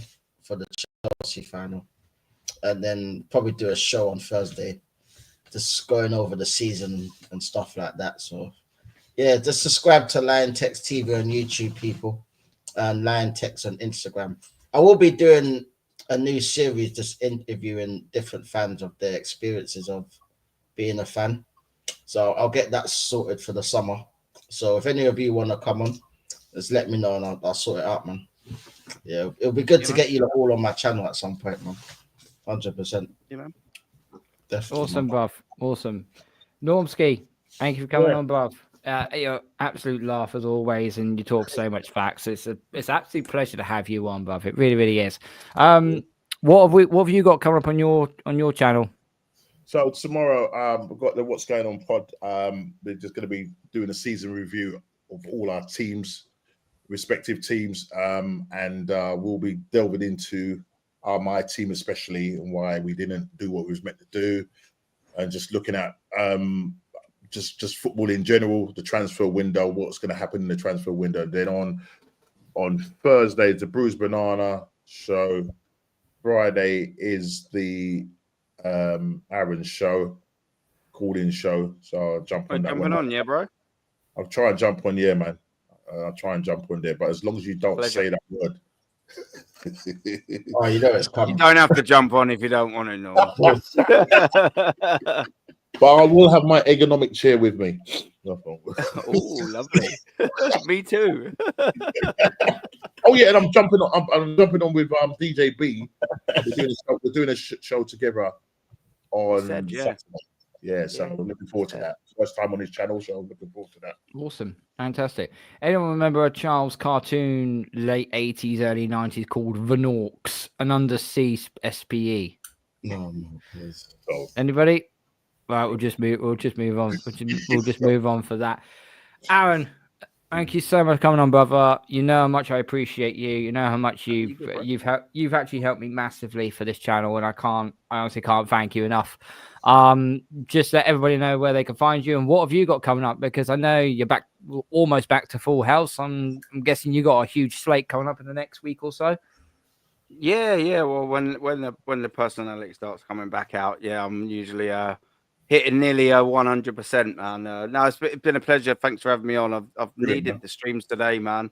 It's made me feel a lot better, if I'm being honest with you. So thank you very much, everyone that's participated. That has been here, all the boys, and obviously especially Tech, bruv, Normski, Cole, world-class chat as always. Come on, bro, man. It's been good. It's made me feel a lot better, man. Made me feel so much better. Firing on a bit more cylinders. Do you know what I mean? I'm away. Yeah, man. You're almost back to your normal self now, bruv. That's good. Yeah. Last night, Norms, like even though we went for 2 hours anyway. I know. Bro, yeah, I know. Might have been able to see it in me. I was like, I could see we was getting to a little bit, and then I was just starting to really, because I hadn't been up that late in a few days. I was I'm drained. Like I was like, I've got to end it, man. But now it's been a pleasure. What have I got coming up tomorrow? I think I'm gonna finally do my morning thing again tomorrow at 9:20, because I've been have to cancel that. So I'll do that, and then tomorrow, I mean, I don't really sort of know. Oh no, I've got Jez's quiz. Jez's quiz is tomorrow. I'm sure he's doing a quiz. Yeah, I'm sure he's doing a quiz. I've got load of bits coming up, but more importantly, buzzing for you, Cole, for reaching 500 today. Man. That's what it's all about. Helping everyone out and sharing the screen with you, wonderful so-and-sos, is always a pleasure. World-class chat. Come on. Say no more. It's a pleasure. I love it. It's made me feel a lot better. Nah, big up, brother. It's been an absolute pleasure as always. And big up to the chat as well. Big up to Static as well, who's been on, to Jez, Natstar, Rashid, Northside. Might have missed someone else. I'm not 100% sure. We've had a number of different guests come on. So, and thank you again, Northside. Big up, all good, Normski. Big up. One last thing I'll say before we get on out of here, okay? And I will admit this right here, right now. When I first got back onto YouTube in the middle of February, I had a goal to set myself. That was to get to 300 subs. And I had one or two paths I'd take if that was to happen. Either A, continue on and go for the 1K for the end of next season. If I failed to reach that, if I failed to reach the 300 subs, I would have quit. I would have quit YouTube in its entirety. I'd have no channel. I wouldn't be doing any guest appearances. I wouldn't be doing anything because it would feel like that I don't belong on this kind of platform. But after just refreshing my screen now and having a look, we're at 508 subs. Well done, And I'm in absolute shock, and I am absolutely honored to still be a part of this. So I'll say this right here, right now. This scrawny-looking B-Tech David Ornstein ain't fucking going anywhere. Yeah, boy. Ornstein out. David Ornstein. Oh. Yeah. Okay, nothing there. Flipping on. Just Yeah. clocked on. You just clocked it now. Now I'm I'll gonna just get the clock piss. There you go. Now I'll take the piss out of me. There we go. That's What's the bomber? Come on, tell us what the bomber is, man. Yeah. Bomber. Yeah, Jokeris. The gun down bomber. Jokeris to sign tomorrow. Come on. Mr. Waffle, 1K by the end of the year, easy. I tell you what, mate, if we do that, holy shit, I am going to pop champagne on that. It's work rate, brother. It is work rate. Talking of the work rate, obviously now we're at end of season. There will be a lot of stuff coming on the channel. I'm going to try and get some different guests on from different teams to come on. Obviously, the Club World Cup starts in June. I'll be doing watch alongs for the team that I'm supporting, which is Al Hilal in Saudi Arabia, in the Saudi League. So I'll be cheering on them, and so on. And I'll be doing plenty of watch alongs when I get the opportunity to, because my son lives with me, so timing is going to be key. And and I'll also be doing in about 2 weeks' time. I'll also be doing a watch along for the World Cup of Darts. Darts has always been a very, very favourite sport of mine. So I will be doing a watch along for that. So, if you fancy coming on for a little bit of darts chat, you're more than welcome to. And I love the darts. And, as always. So, who is live currently right now that we are... Let me just click off. Who is live right now? DJB's live. Oh, is he? He is. Oh, is he? He is. They got DJB. DJB's live. All right. Okay, guys. So go over to... Hashtag Gun Down Raid or hashtag Norks Raid. Whichever one you want to do. I don't think York it's Raid. York Raid. Nork Raid. Ergonomic. Ergonomic Raid. Let's go and give DJB a little. Yeah, man. Yeah. Gun Down Raid. Obviously I can't switch it over to DJB because I'm not quite there yet. I've got the sub. Hang on, Cole. I can on mine. Hang on 1 second. Give us 2 seconds. I know you can't on yours, but I can on mine. Hold on. Just give us 2 seconds. And I'll redirect over to him. Just give us 2 seconds before you end the stream, because I might not be able to do it if you don't.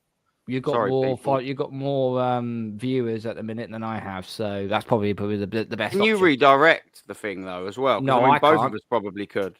I can't because redirecting anyway. Right, let's have a little looky. Hold on 1 second. Customization. There we go. Redirect. Who's live? D to the J to the biz A. Boom. Job done. Right, there we go. Yeah, what do you want to raid him as, Cole? Either Gun Down Raid or Nork Raid, whichever one. Let's go with Gun Down. Yeah, just go Gun Down Raid. He'll know who I am. And that's fine. I know Aaron has already put it in. Oh, for God's sake, I Raid DJB Norks Raid. I knew he's good. I knew it. Come on, man, it's me. You're gonna know who he is. You're gonna know. I hope he doesn't look at the meaning. I hope he doesn't look at the meaning. I'll tell you that now. All right, Gunned Down Nork Raid. Norks. Gun Down Nork Raid. He ain't gonna. Nork Raid. There we go. Okay, so there we go. Go raid DJB's chat. Go on, guys. Thanks to everyone who's been watching. Thanks to everyone who's been listening. Make sure you smash the like button on the way out. Hit the subscribe button while you're at it. Tell all your friends. Follow us on our social media platforms. Follow the new podcast on Spotify, which is Take Aim. We'll be back over the weekend for another little show. It'll be a personal show of mine I'll be doing. Nothing to do with sport, nothing to do with Arsenal. Little personal show of mine. So make sure you tune in for that. And we are out of here. There's going to be no Arteta out bollocks because this has been a great stream and I'm absolutely blessed. And we've hit over 500 subs. So guess what? It's going to be a very, very simple. Big up to everyone. Good night and God bless. I'm going to jump on DJB's channel. I'll see you over there. Oh,